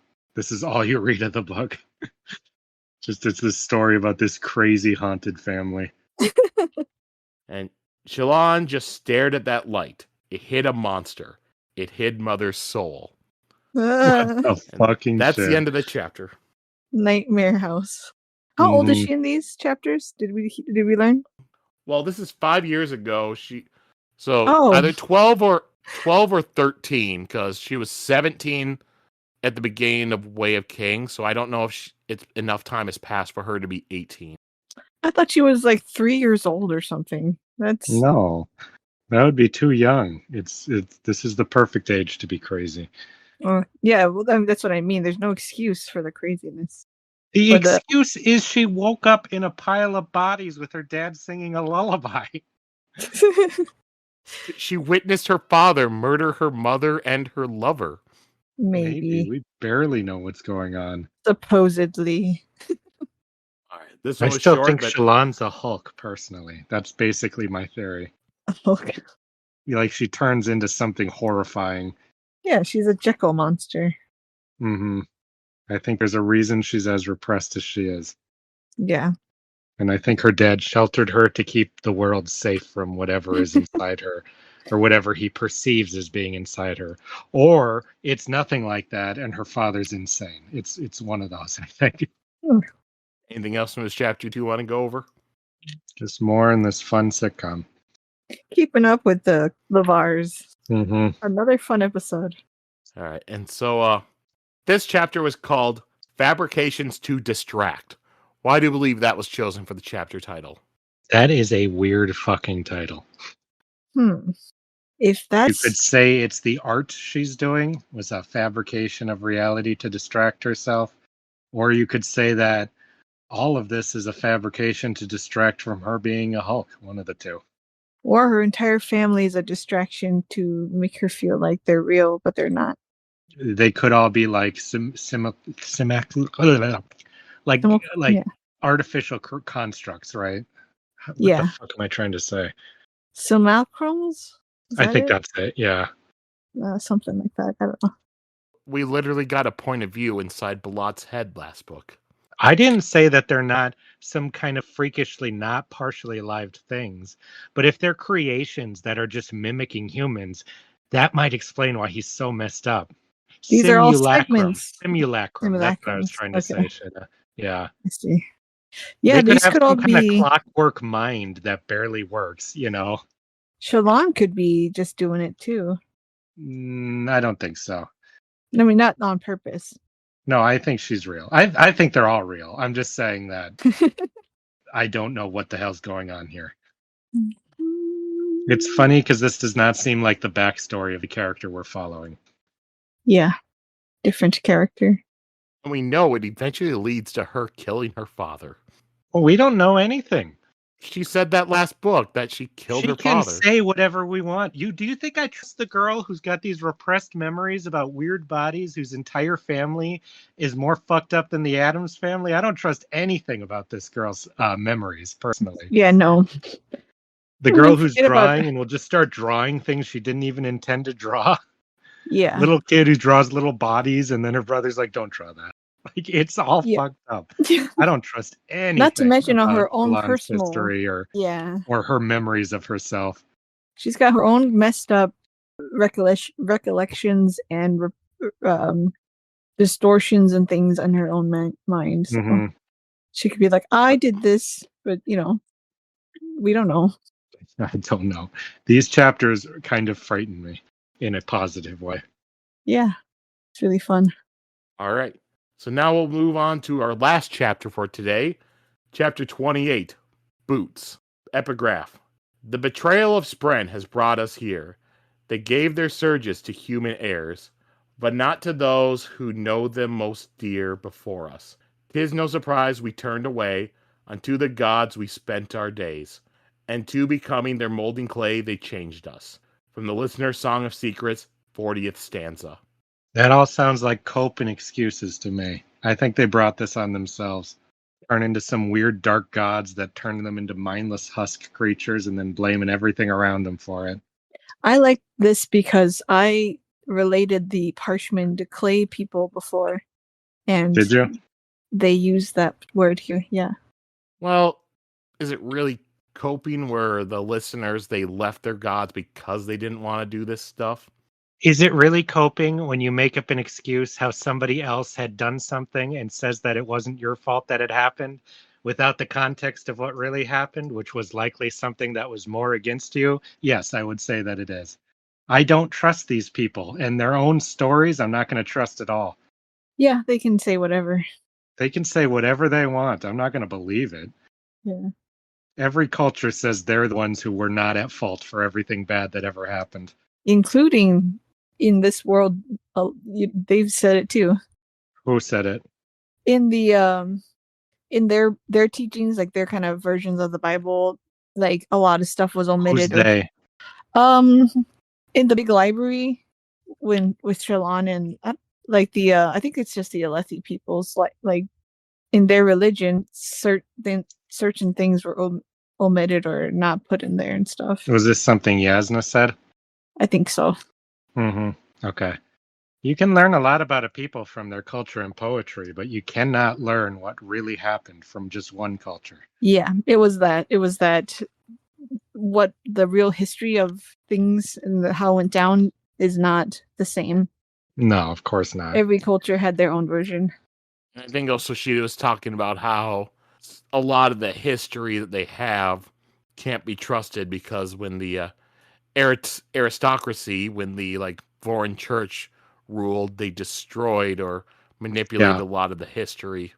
Mm-hmm. It happens. I'm not going to trust the frickin' no actual identity, sing to take on a different form, killing a king without even explaining why, frickin' clay people over, normal people. That's what I'm saying. We'll see who's true in the end. That we don't even know how to do most of the jobs in our society because we forgot how to sing them people. Yeah, there's a lot of patchy things in there.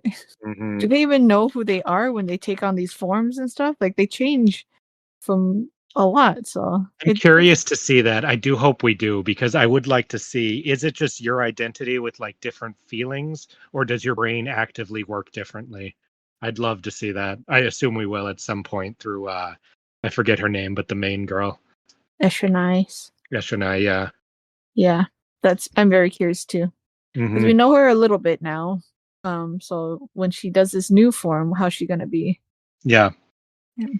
So this one, it's Shallan chapter, and Shallan is learning how to do different accents from Tin. Tin explains that if you're going to fool people, they need to learn how to act beneath them. And she says, well, Shallan, you have the important light-eyed things down, but there are a lot of situations where being an important light-eyes is useless. Shallan puts together that, being somewhat unimportant can get you into places that a light-eyes can't go. And Shallan says that her eyes are blue, light blue, and she'd never pass for lowly. And Tin pulls out and tosses her a vial with a liquid, which she says will darken her eyes for a few hours. But there's nothing that can lighten someone's eyes, unless you believe the stories about shard blades. And she says that Shallan will need a good backwater accent or two. Shallan says that she probably has a good rural Vaden accent, but Tin says that won't work here. The Alethi won't hear rural, they'll just hear exotic. Tin talks about how Shallan will get stuff, from her cons, but she will wind up losing stuff too. Tin talks about the job that she pulled down south. Her team never returned, and she believes that they ran off without seeing her get paid. Shallan asks what kind of job it was, and Tin says that it was a big job. Important for the kind of people who make things change in the world. But she hasn't heard back from the ones who hired her. That's interesting to me, because we know people are trying to make some big changes in the world. Makes me wonder if she's actually tied to the plot and more than just a mentor character for Shallan. Yeah. I mean, I don't know. I wonder what the chances are that she'll be like, yeah, I was working for Absol. Well, in real life, the chances are 0. In a book, I think the chances are pretty good that it'll be something more exciting. It was already pretty crazy that those slavers are Kaladin slavers. Mm-hmm, Exactly. We don't know how gods and destiny work in this world. They could be in mysterious ways. And now, what's his name? One-Eye Guy is there too. Mm-hmm. This is like a Lost episode. Everyone will know each other. I think Brandon Sanderson may have read it. It's not the first time I've thought of Lost while reading this, or watched it while reading his stuff. He's watched it. Yeah, but I think he may be a fan. Tin says that there is a chance that her men down south, they might have just failed and didn't run off. And the caravan comes to a stop. Tin and Shallan go to check, see what's happening, and apparently there are 4 men on horses up ahead. And Shallan and Tin decide to go out and walk towards them and meet them. And as they're going, Tin explains to Shallan that, they're likely not bandits because bandits wouldn't let themselves be seen like this. And as they are getting closer, Shallan can see that the men are wearing blue uniforms. And Shallan says, all right, we'll wait right here and we'll have those men come to us. So as those men are riding towards them, Tin asks Shallan, well, who are you going to be? Shallan says, I'll just be myself. Tin's like, that's boring. She asks Shallan how her Horn-Eater is, and before Shallan is able to respond like, wait, what? Tin's just like, oh, time's up, men are here. And then Tin is using her Horn-Eater accent, and she announces Shallan as Princess Unu Lukuak Kina Atu Atai. And a man with long hair says, a Horn-Eater wearing a Vorin dress? Oh man, Rock would have a fit. And Shallan is attempting to speak with a Horn-Eater accent, and she acts like the man had just insulted her for wearing this dress. And so the man apologizes. And another of the men with them, calls that main man, Cal, and says, yeah, we count 7 wagons there. So Cal asks how their caravan has been. Tin says that they were attacked by bandits 3 weeks ago and asks why he cares. And Cal says that, well, we represent the king, and we're from Dalinar Kholein's personal guard. And Shallan groans internally at this news. And Cal says that Dalinar is looking at having greater control of this area and asks for the details of the attack, if that attack really happened. And Shallan, she acts offended again, being like, what if it happened? And inside her head, she's hoping that, there's a lot of soldiers. Hopefully I won't run into these ones again once I'm in the war camps. That's all I can think here. Yeah, when she gets back, it's like, yep, here's the captain of Dalinar's guards. Uh-oh. And yeah, after Tin tells him about the details of the attack and stuff, Cal responds that, all right, well, you're about a day and a half away from the war camps by caravan.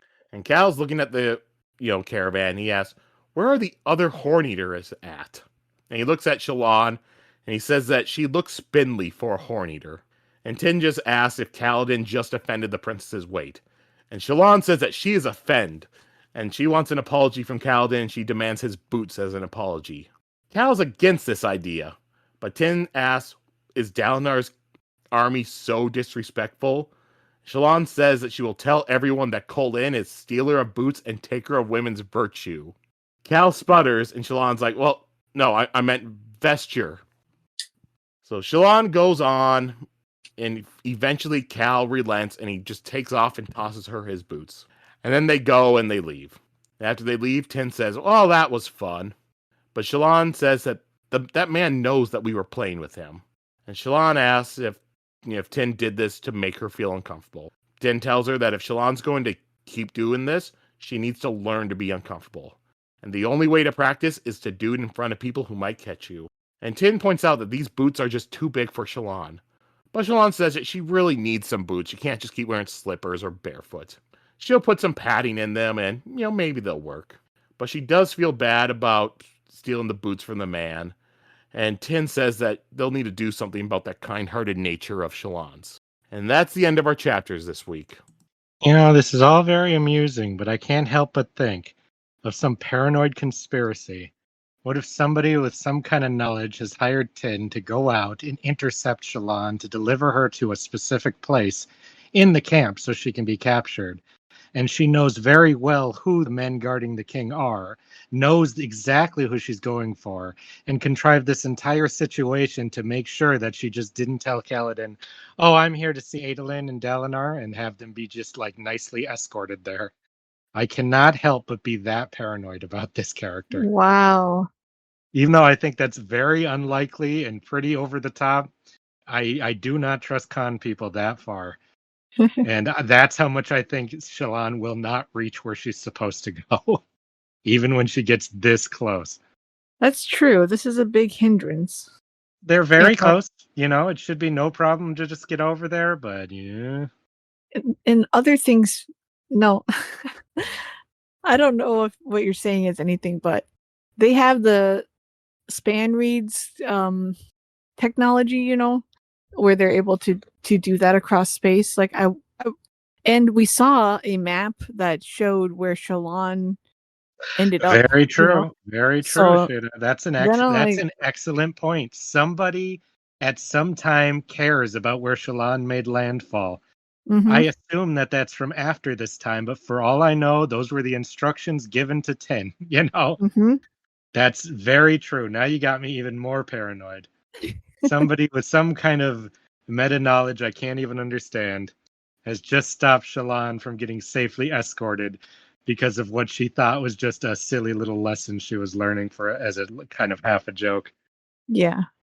I think they were lucky that Rock was not one of the people out on No, patrol. If Rock was one of the people, then Tin would have had her do a different gimmick because she would have known that wasn't going to work.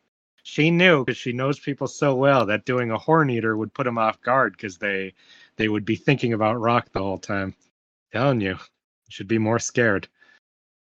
There we go. At this point, we had our first real meeting between Shallan and somebody else in the Shattered Plains storyline. I can't believe it. Yeah, this is the big slap because I'm just going along, not even paying attention to, or looking ahead to see who we're gonna meet, and then Kaladin just flops into my lap like that. That's pretty crazy. Interesting wording. When did you realize it was Kaladin? When they said his name, I did not even think. I was like, I did. oh, I thought it would be the other guys. I didn't think it would be Kaladin until they said his name. Yeah, it's just straight up Kaladin, our hero. When they were oh, Rock won't like this, or it's guys in blue, I thought it could be some of the other ones.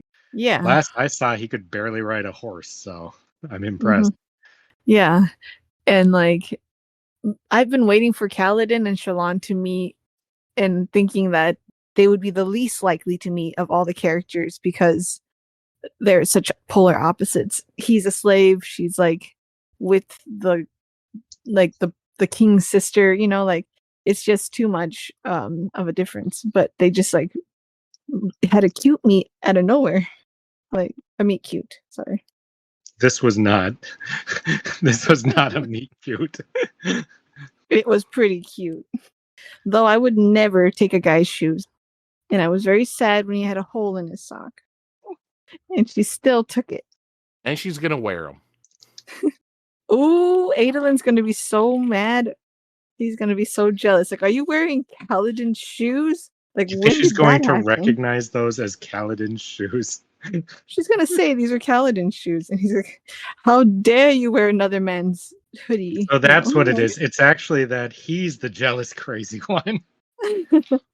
So, Sheta, after their first meeting, do you still think there's going to be a romance between Kaladin and Shallan, or is that gone? Yeah, I think so. I think now more I than actually ever. agree. Yeah.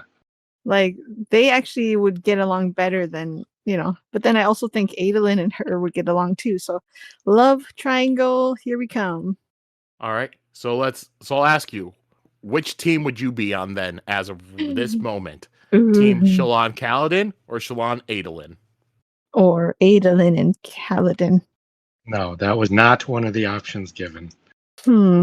Well, if there was some way, I think Kaladin and Shallan would be a better couple, but I think that Shallan and Adolin are going to end up together.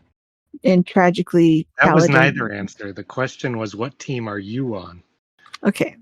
I'm on team Shallan and Cal because I think Adolin has a different love in his future. And Justin? Me? Oh, I don't fucking care.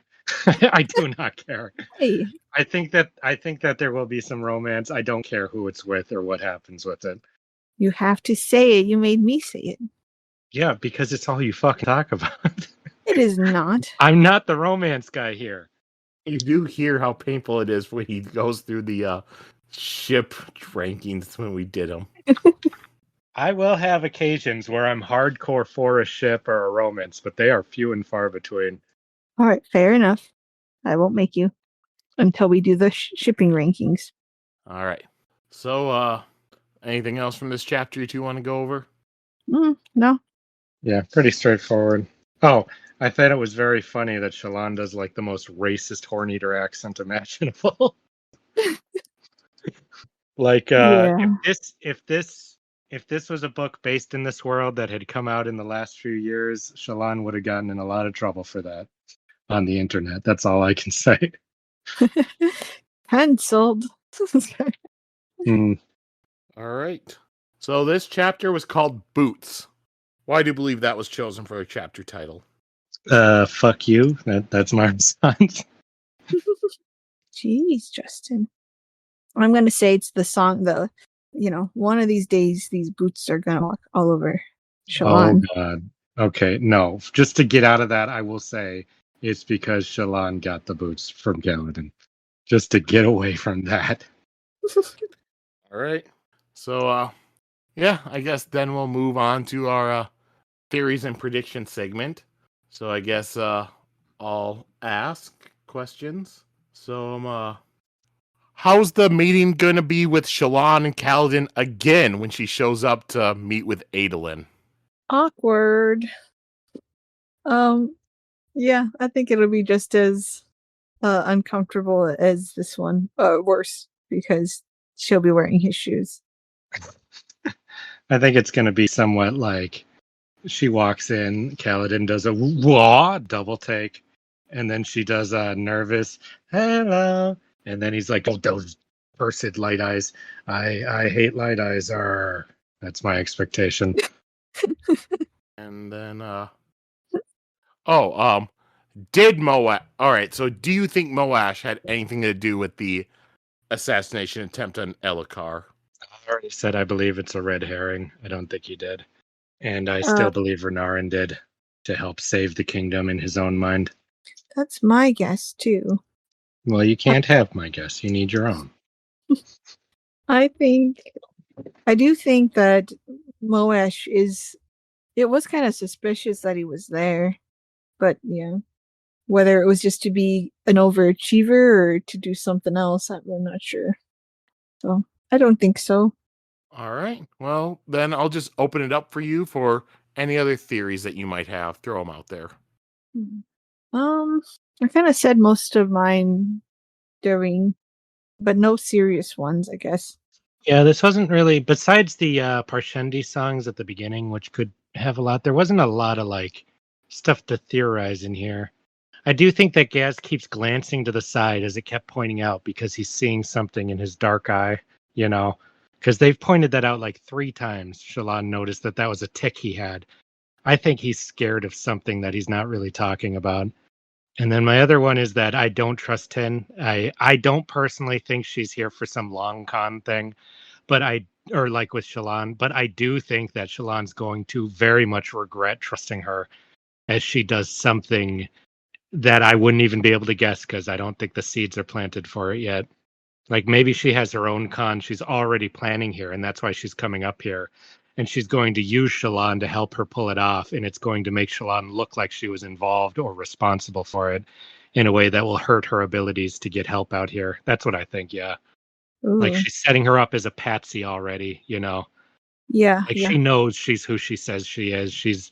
That's all bullshit. She's teaching her this stuff just so she can put her into a position like this where she'll be like, "Oh, it's just for training," but actually it's to set her up for the fall. Like she should not trust this woman, and I think that this is going to really fuck up her plans with Adolin and her family and stuff. Anything else? No, Not for me. All right. Then let's move over to the character of the week. You know, I'm just gonna have to pick Shallan because even though I said I think she's falling for a scam, I liked seeing her quickly bond with this woman so much. I liked seeing, like, we haven't seen her just be normal for so long. She's been on all these crazy, weird situations. I feel like this was the first time we saw her, and Tin even said this, let her guard down with somebody, you know. And I think that's nice to see because she's, even though she's got a psychotic backstory, she's one of the more normal people. And I liked her. I think she was pretty based for doing her racist impression. I was impressed with that. I'm gonna go with. Wow, this is a tough one. I'm just gonna go with Adolin for being open about Kaladin changing his, or for being impressed with Kaladin and then like kind of changing his thoughts and stuff about things. I just liked him in these chapters. All right. And then I'm going to go with Kaladin. I liked this chapter. I thought it was funny with him learning how to ride the horses and stuff and lashing himself onto the horse to make sure he doesn't fall and all that. And then his interactions with Shallan in the last chapter were also pretty funny. Especially since he did eventually capitulate and give up his boots. All right, let's go on to the quotes. Mine comes from Gaz when he's talking why he quit. They stopped fighting to win. Well, this was read first. They stopped fighting to win, and they started fighting for spheres. Every day, Gaz said. Every storm and day, we'd get up and fight on those plateaus, and we wouldn't make any progress. Who cared if we made progress? It was the gem hearts the high princes were after, and there we were, locked into virtual slavery by our military oaths. No right of travel as good citizens should have since we'd enlisted. We were dying, bleeding, and suffering so they could get rich. That was all, so we left. A bunch of us who drank together, though we served different high princes. We left them and their war behind. I thought that was we've been seeing so much of how they think it's kind of a waste.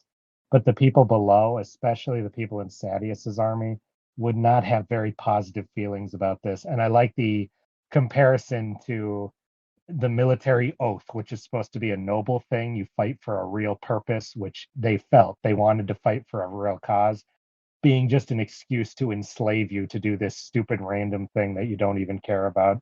I enjoyed all of that. I didn't know Gaz had so much to him. Like I thought he was just a bully who climbed the ranks because no one else was there or something, you know.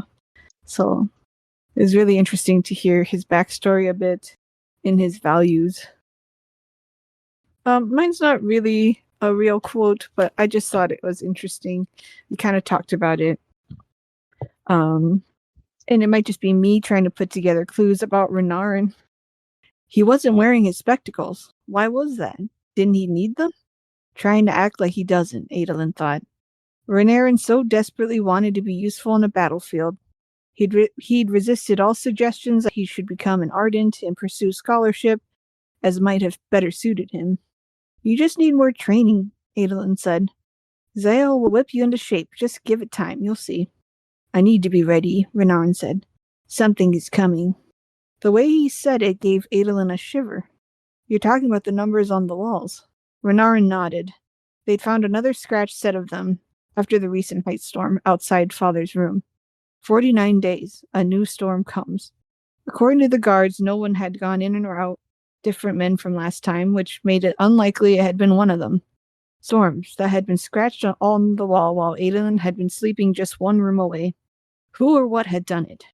Need to be ready, Renarin said, for this coming storm. So little time.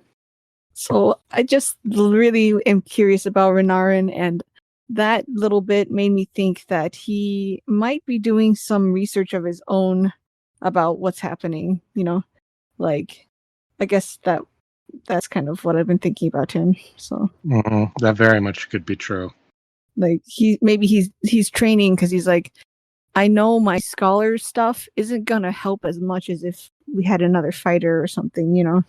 So if so, why isn't he fucking telling anybody, right? I don't know. Maybe he has no confidence, so I feel like he just, is doing what he can on thinking nobody's gonna really care what a bookworm like him is doing, What a little... I'll hold my tongue. When your dad is the Blackthorn and your brother's like this super cool duelist. Don't give me that. I said I'll hold my tongue. Okay. Until I know more, I will hold my tongue. If all my suspicions are told to be true, I will go on a legendary Renarin rant. What if everything gets proven that there's a legitimate reason? Will you put out an apology?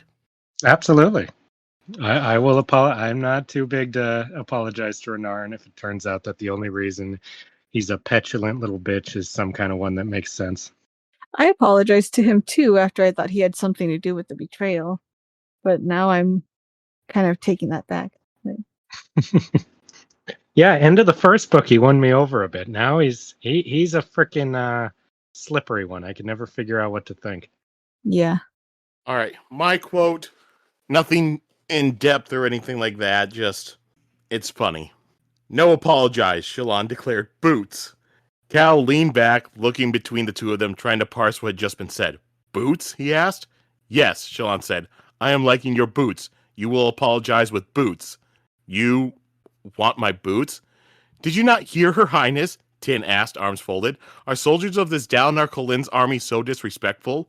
I'm not disrespectful, Cal said, but I'm not giving her my boots. You insult, Shallan declared, stepping forward, pointing at him. Stormfather, those horses were enormous. I will tell all who are to listen. When arriving, I will say, Kholin is stealer of boots and taker of women's virtue. Cal sputtered. Virtue? Yes, Shallan said. Then she glanced over to Tin. Virtue?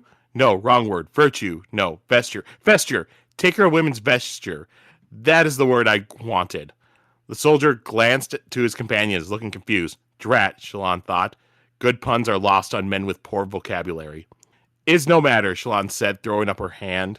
All will know what you have done in wronging me. You have laid me bare here in this wilderness, stripping me. It is an insult to my house and my clan. All will know that Kholin... Oh, stop, Cal said, reaching down, awkwardly pulling his boot from his foot while on horseback. His sock had a hole in the heel. Storming woman, he muttered. He tossed the first boot down to her, then removed the other. Like I said, I just thought it's just a funny interaction.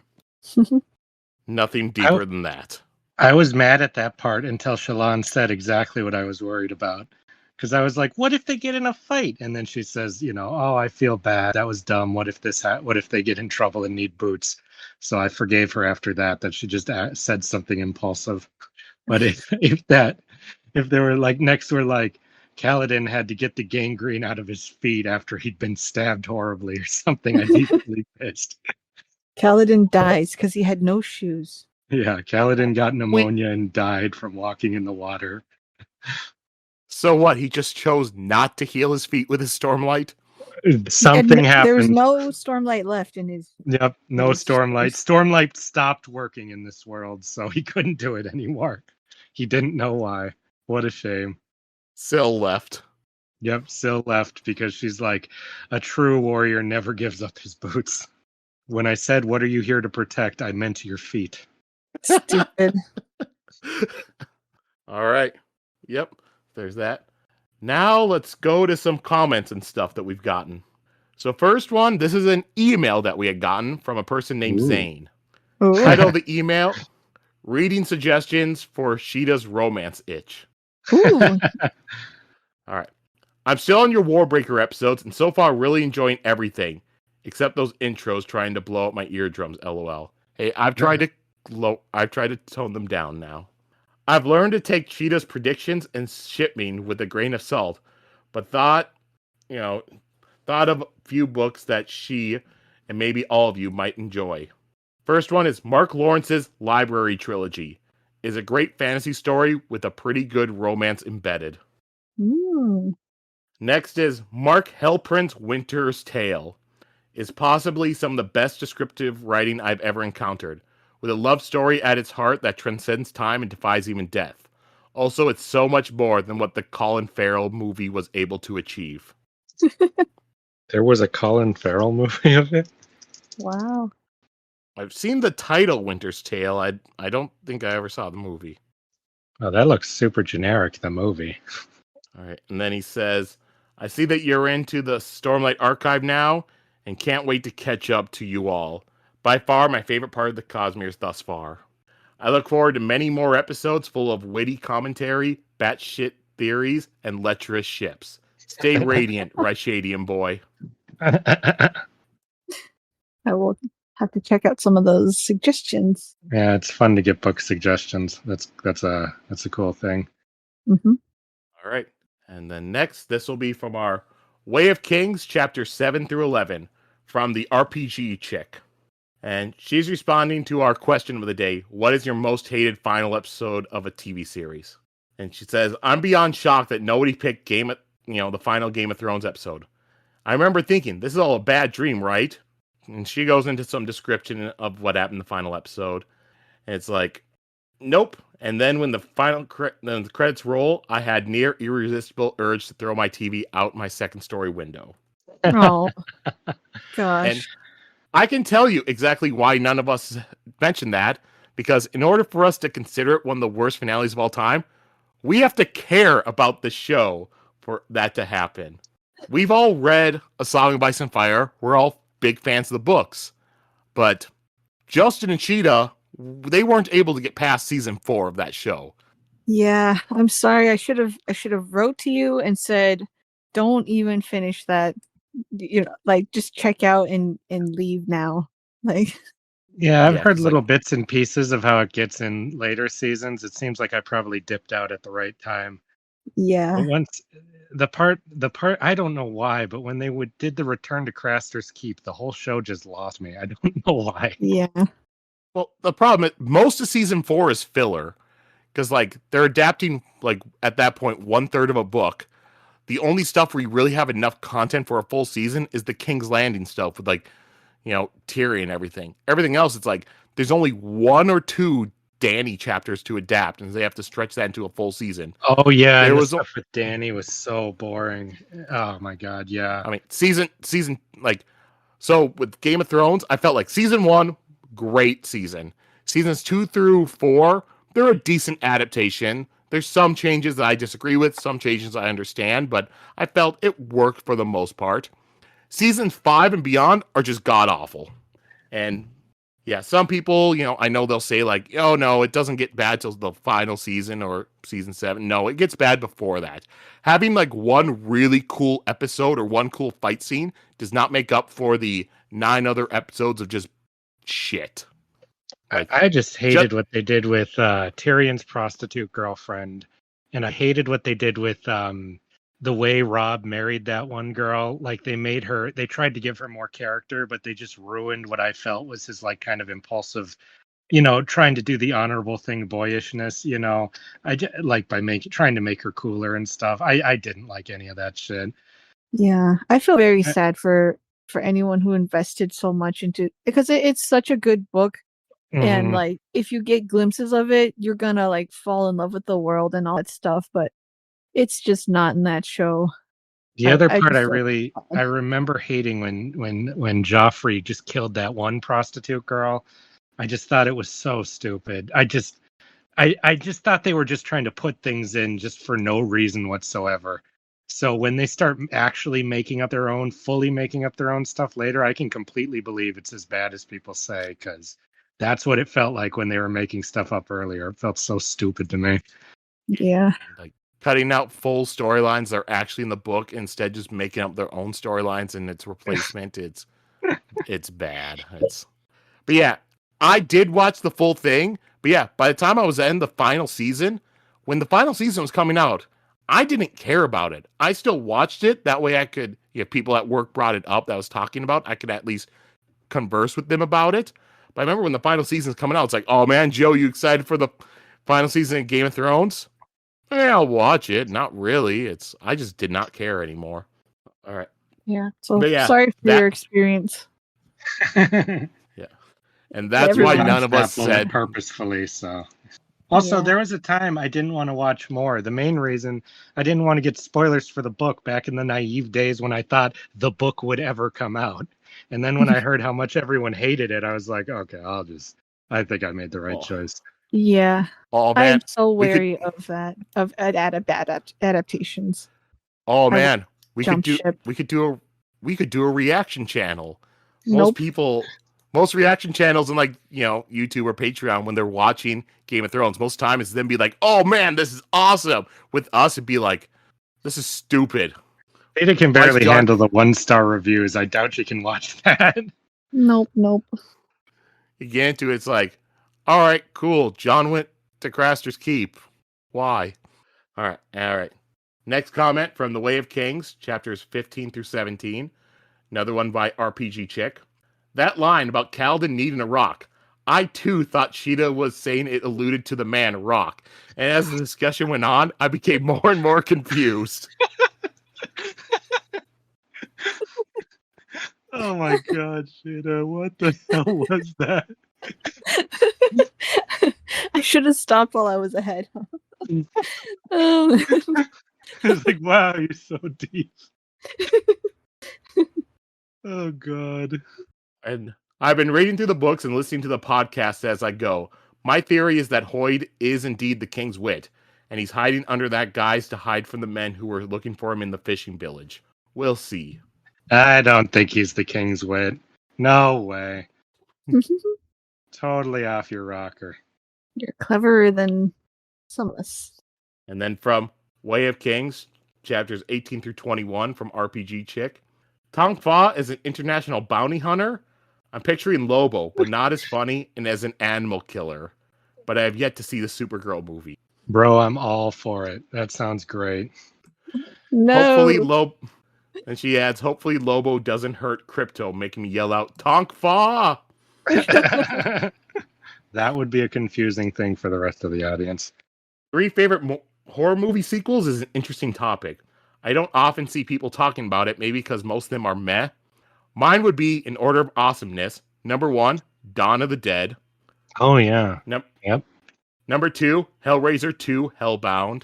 Hell yeah. And number 3, Conjuring 2. All correct. Ooh, yes. Complete approval. Those are all some of the greatest. I don't remember what I answered. Probably at least one of those. All correct. I wasn't as into Hellraiser 2. I thought it was Hellraiser 2. The plot may not be as strong, but dear God, the effects and the Cenobite stuff is so fucking good. And it's got one of my favorite lines in a movie ever. When Dr. Channard, he's trying to summon the Cenobites. He gets sucked into a casket. He's screaming in agony. Then he comes out. He spent like 1,000,000 years in there. Comes out as a decked out Cenobite and says, "And to think I hesitated." It's one of my favorite things I've ever seen. He's all fucked up as shit now. Become a monster. In the movie, it was like just a couple seconds. He comes back up. But but he'd been tortured for like an eternity until he became a Cenobite. And this was a guy who was already evil. And he describes resisting against a bunch of chains, trying to like rape you to evil as to think I hesitated. Good stuff. Oh, fuck yeah, man. Right. And then from Words of Radiance, interludes 1 to 4. First from Koval Petro 28. Awesome episode. Okay, so we lost the cobbler, so now we won't have a perspective who can tell us about boots, which means Justin and Sheta have to do the research on their own. so they can understand a deeper meaning of that noble footwear. I wonder how that applies to today's episode. Now I'm confused and a little frightened. Yeah, wait, is this a clue to a bigger conspiracy? Next from J. Ramirez 34. Really fun episode. I'm going to love listening to Justin's rants on future episodes. Thanks for the entertainment. I'd comment on specifics, but most of them would border on being spoilers. Oh, so I'm going to have some more rants incoming. Great to know. Yeah. I have been more opinionated about this book than I think any we've read so far, so I don't know why that is. You got really mad. From Ald Chad, a quote from Justin. I don't know what my image based on this podcast is. Well, Justin, if we went with just this episode, it would seem you're a genocidal xenophobe who thinks that slavery is a good learning opportunity. When did I say slavery is a good learning opportunity? I think you said something like that. When did I say this? I have no memory of that. I don't know it. I don't remember the exact point of it. I'd have to listen to the whole episode. Well, I've warmed up to the Parshendi a teeny bit. All right. Lies. Also, they go on. Also, hate to shoot down your explanation of Honor Blade Sheta, but the line in the book would read, maybe Surge Binders aren't back. Maybe they are back and have this sword. Anyway, everyone remembers Fritz Haber or Oppenheimer, not the guy who turned the gas valve or dropped the bomb. And I think that those are more like Venli than moon landing. That's an interesting one. And then he has, and yes, Joe, it was a quote from Seven Deadly Sins. I thought that meme is much bigger than I guess it really is. I will tell you, if you're expecting reactions about memes, I'm one of the last people to go about that. I try to actively avoid memes. Next from Reader Warrior. I understand the rhythms more so as audible background music, where someone can feel intent and stuff more easily, but felt in the soul. And then from the Eshonai chapter, anti-Parshendi propaganda points at the Alethi, right there. Mm-hmm. As there should be. You don't need propaganda to make the Parshendi look bad. They do it in their own chapters. Wow. And then, I believe the implication of slave form and not having the soul is that those in it don't have any identity and therefore no personality. Oh, maybe that's why I thought the slavery thing was slave form. I do find it so fascinating to have a magical reason why you would become just a mindless husk. I think that's the most interesting thing about that people. All right, and if Dalinar gets the thrill and sees Eshonai, he's going to kill her, not storm her. I don't know what the secret workings of the thrills are. Well, we've seen him with the thrill, and it made him want to kill more. It also made him want to throw up, too, so I wonder, when you have clashing feelings, what happens? Bow chicka wow wow, according to you, Sheta. Confusingness, but excitement. Then he goes on. They met once on the battlefield, and they tried to kill each other. Eshonai scans an army for one of their highest-ranking generals to either make peace talks or remove him and put an end to the fighting. Sheta, she's looking for her crush to bang. Sorry. Oh, he's here today. Oh my gosh. Am I gonna talk we've to all him? felt that. Yeah. We know what she's trying to do. And then from the Yim chapter, the boy do be watching for Yim's truth. Yeah. I really love the Iriali religion. It's such a beautiful belief on the why are we here question that shelters within everyone. Which one are the Iriali? They're the ones with the one, where they're all like, there was the one, then split into many. All the experiences are for one. Yeah. Oh, yeah. I thought that was really cool too. I love the idea. I think it's super interesting.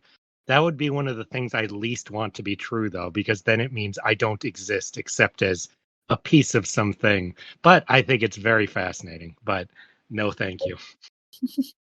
That's nice. No, thank you. Yeah, no thanks. Very interesting idea. No, thank you. I will not be worshiping that.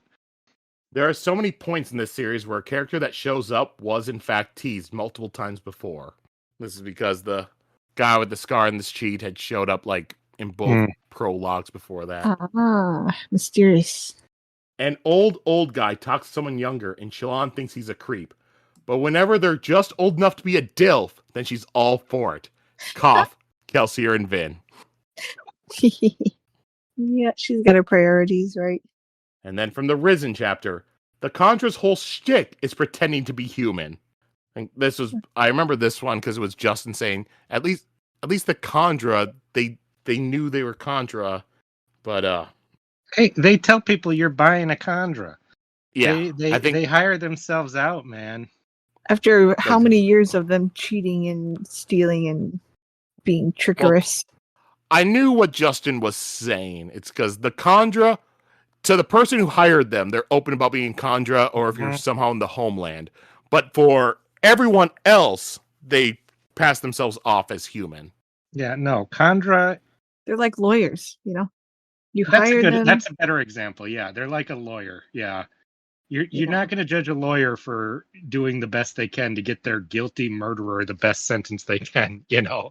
Uh-huh. I mean, you might, but a lot of people are more. Yeah, I like that one. Most people don't trust lawyers like that. Like that's a shifty job that could go either way. Mm-hmm.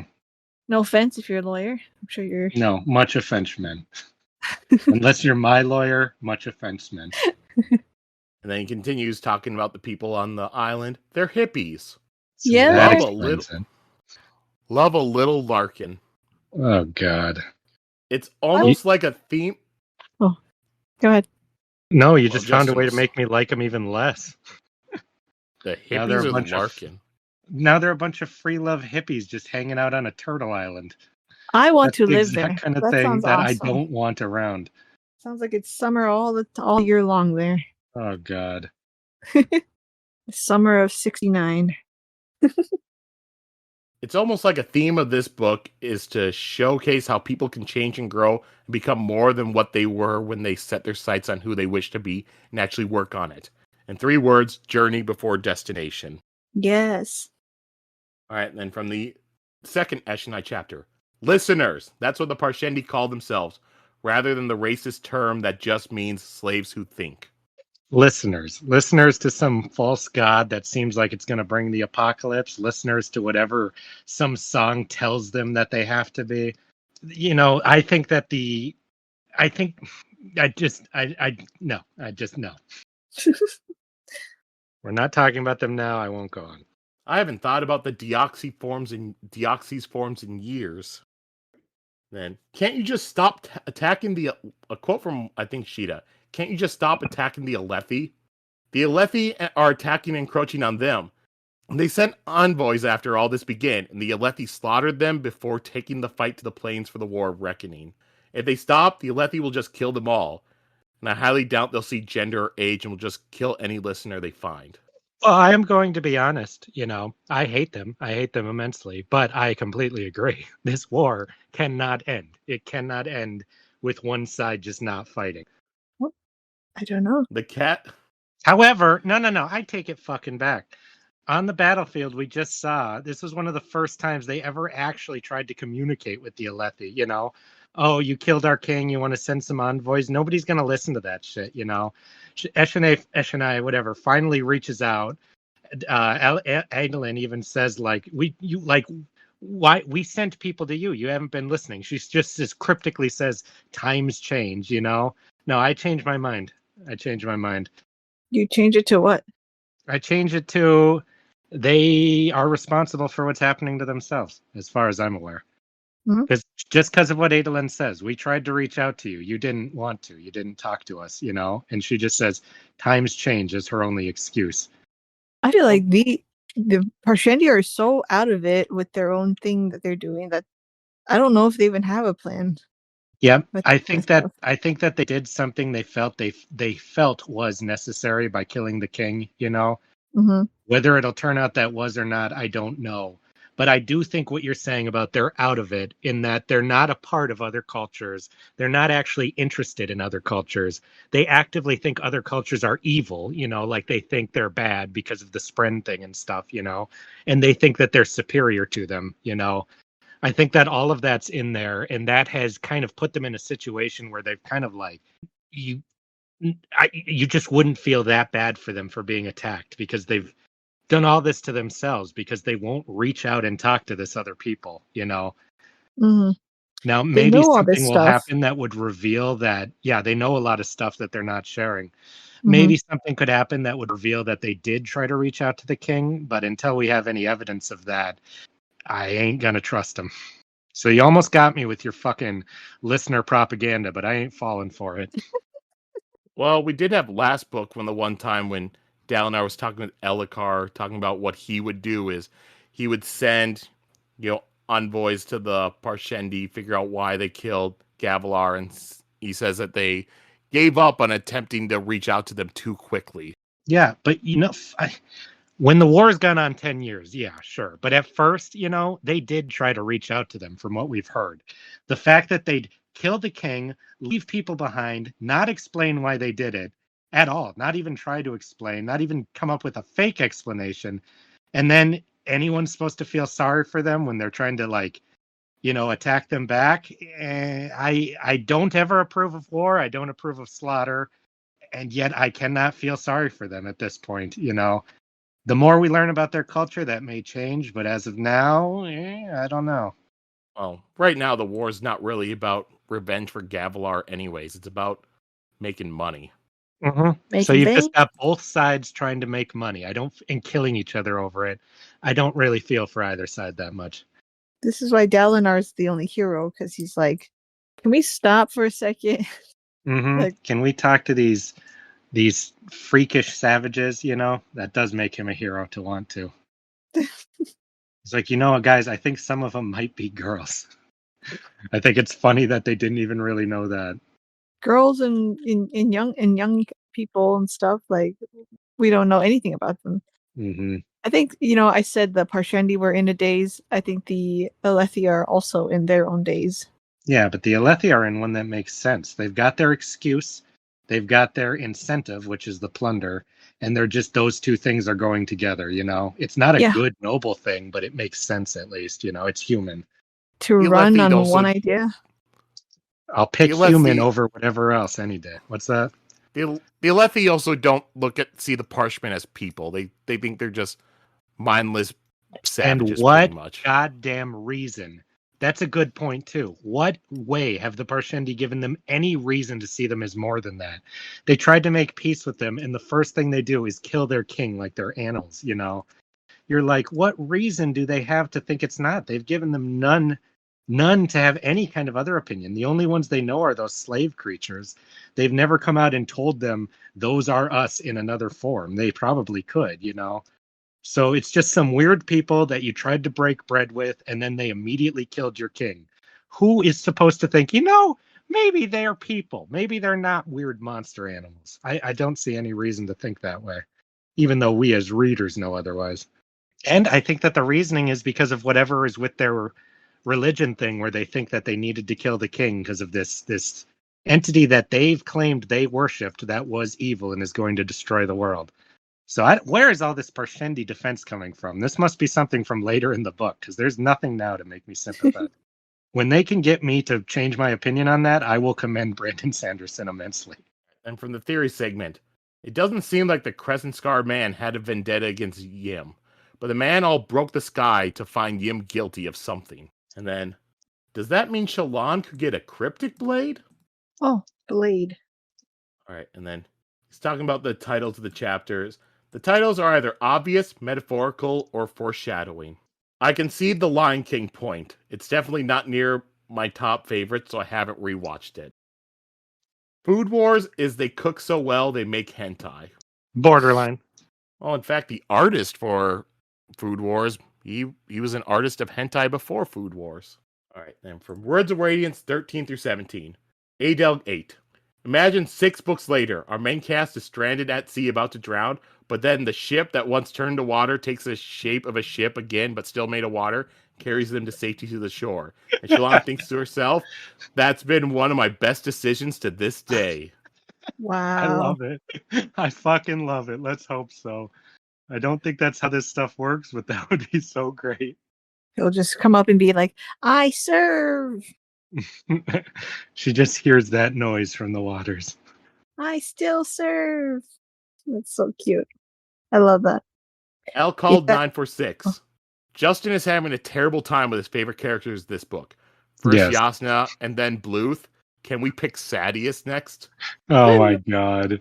Whoever I pick gets fucked. Oh man. Well, that's not good. You just picked Shallan.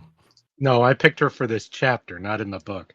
I currently don't have a favorite in the book. I'm still too salty. Oh no, you've been liking I forget his name. Gaz. If Gaz dies, I'm not going to be upset at all. Oh really? Okay. No, I want him to have a good character arc. I don't care if he lives or dies. Next from Ald Chad. Oh my god, I just realized Sheta is like the opposite of a Victorian historian with Adolin. Where, with evidence to the contrary, she's like, no, he definitely is gay.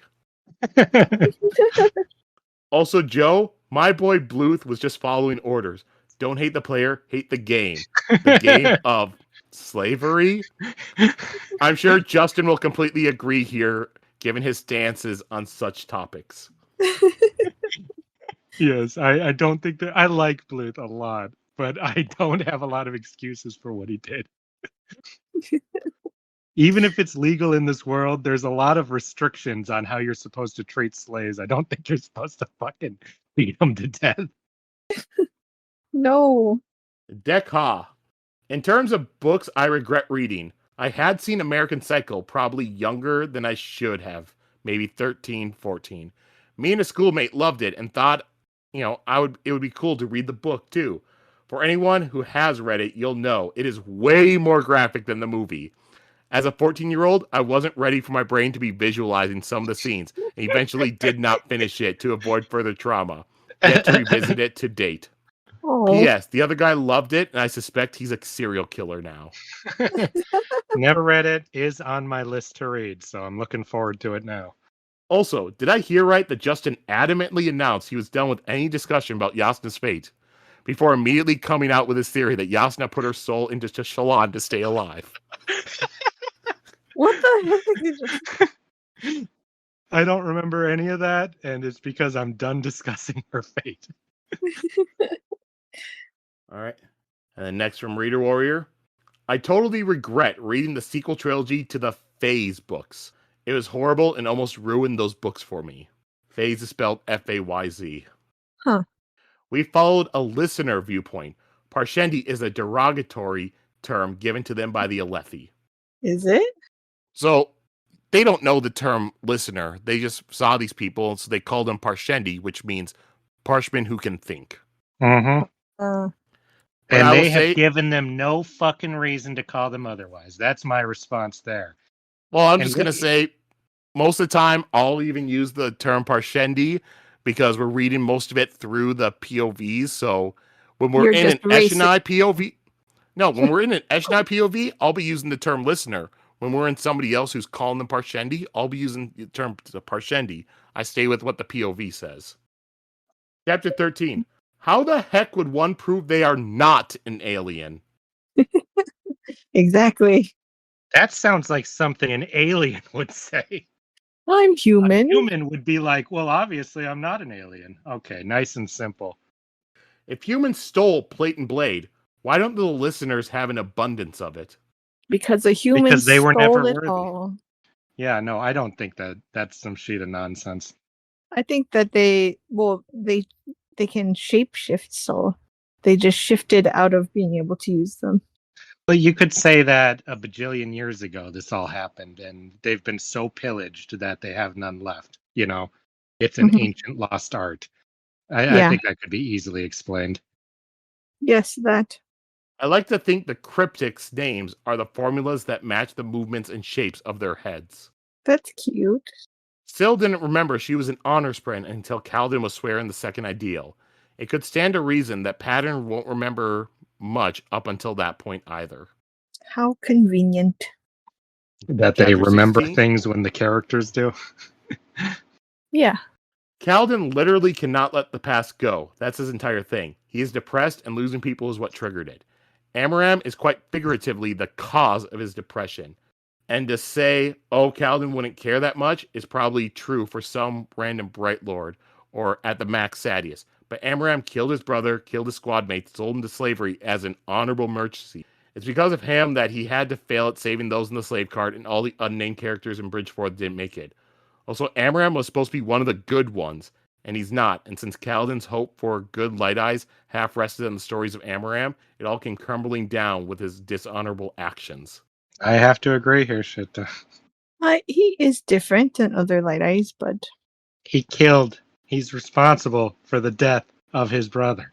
yeah, but what do you expect from a Light Eyes? You know? You expected something differently until this one and only one that you thought was something to expect from showed you that was not true. And that is something you will remember and feel rage at, because you were proven that the world was a horrible fucking place instead of you hoped it was maybe okay. Well, Sheta, could you see Adolin doing that same thing? I'm not racist towards Light Eyes though. I don't I think Kaladin might think that, you know? I think Kaladin thinks that for sure. Yeah. Bill is strangely chill with killing people. Kaladin killed a bunch when he was saving Dalinar, I believe. But I doubt she's fine with assassination from a personal vendetta. There's a difference between honorable battle and daggers in the dark. I don't know. You can about justify anything with the right wording, but that's more of something that I think that that Shallan would be that her kind of thing would be adept in, is justifying atrocities with words. Also, Syl was not fully fine with the death. She was like, yeah, you had to do it, but she even, like, after the battle, it's like it hurt her, but at the same time, she knew that was what they had to do to protect. Yeah. So she's okay with it. Chapter 17. What if he is Tonk Fa? Fingers wiggle. Ooh. Oh my gosh. Better not be. When Syl ran off to get the poison leaf, she said it was a risk and she almost lost herself, didn't she? Therefore implies that physical proximity is important. Okay. And from the theory segment, would Amaram in this hypothetical betray Dalinar? One of the reasons I think Amaram betrayed Kaladin is because he was a dark-eyed foot soldier, while Amaram is a Bright Lord leader, basically a son of honor. Dalinar doesn't fall into that.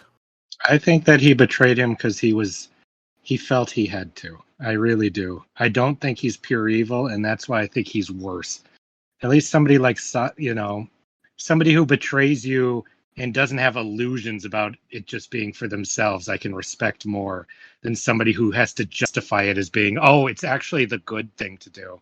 I have to do this. I have no choice. So I have zero respect for Amaram. Why does he think that? Which thing? That he has to do that? We don't know yet.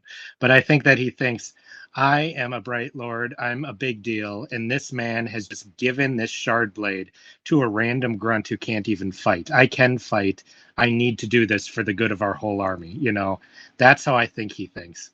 That's how I think he justifies this, because I think that if Kaladin had taken the sword and had taken it after saving this man's life, he would have just promoted him to his honor guard, and he probably would have kept him. I don't think he took it for his own ambition, personally.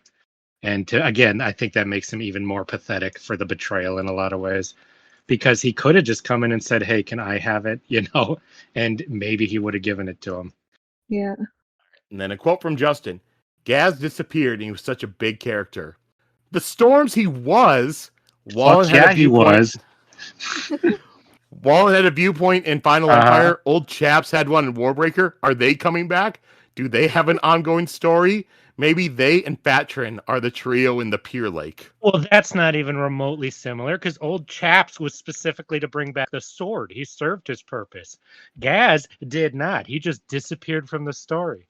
No, he's definitely a big character. He was a huge part of Kaladin's life, a huge part of the narrative. Yes, this would be like if Sadius had just disappeared from the narrative. He just completely disappeared before he was a POV character. And Dalinar's like, where'd Sadius go? And everyone was just like, it would drive me fucking nuts because he had so much focus on him, or Elhokar, or any of them. I completely think he was a huge character, man. And I have been vindicated in these last couple chapters. And then from our picks of the week, a quote from Sheta. I'll be suspicious of a character until I learn more about them. Allow me to point to the God King and how she didn't get strangely suspicious until after we got to know him.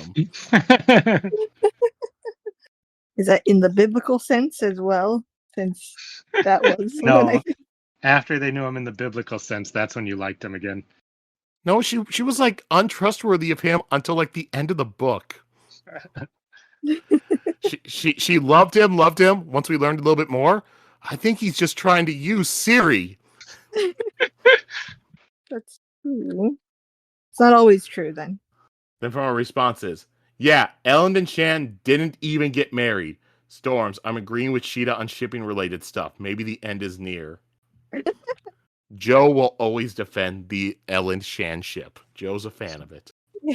I don't know why. I just like it. There's nothing in the book to tell me I should. Because she's hot. It's that simple. Wow. And I get shit for stuff like that.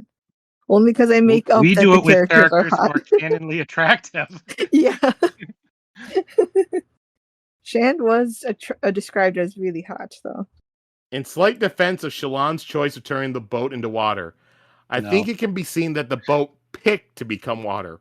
We saw how difficult Shallan had turning a stick into fire, which is fairly basic thermochemical reaction. But when she soulcast the boat into water, it seems more willing when it hears its crew is in danger. I think the boat, having sailed for many years, probably picked to become water more than Shallan picked it for it. It No chose way. to change. No. She wanted it to become water. And if you're like, hey, everyone you care about is dying, throw this bomb into the house they're in, and you give them a really good explanation and convince you with your own emotions, I would not be defending that choice either. Yeah, but you're not a boat. I'm not attacking the boat. I think the boat's an innocent victim in all this. It just killed its own crew under the guise that it was going to save them. Poor boat. Now, when the captain or some member of the crew shows up and says, man, it sure was good the boat turned into water, that's why we all lived, then I will forgive Shallan. Until then, I'm assuming they all drowned or froze to death, every single one. That's sad. All right. Yep. So that's all our comments and stuff going through. Yep. So that's everything. So now let's look forward to next week, where we'll be reading chapters 29 through 34. Yep, 29 through 34 next week. So yeah, Okay. that's the episode for you all. So read the chapters next week, and once you finish that, go to a dive bar and start a fight. Whoa. Yep, yeah, that's why your not? orders for the week. Do that. Or go to dive bar and stop a fight. Nope. Start a fight, find the biggest, toughest, meanest guy you can find, and just start a fight. Don't listen to these guys. What's the worst that could happen? Exactly. A lot.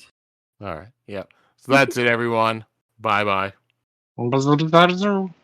Bye-bye.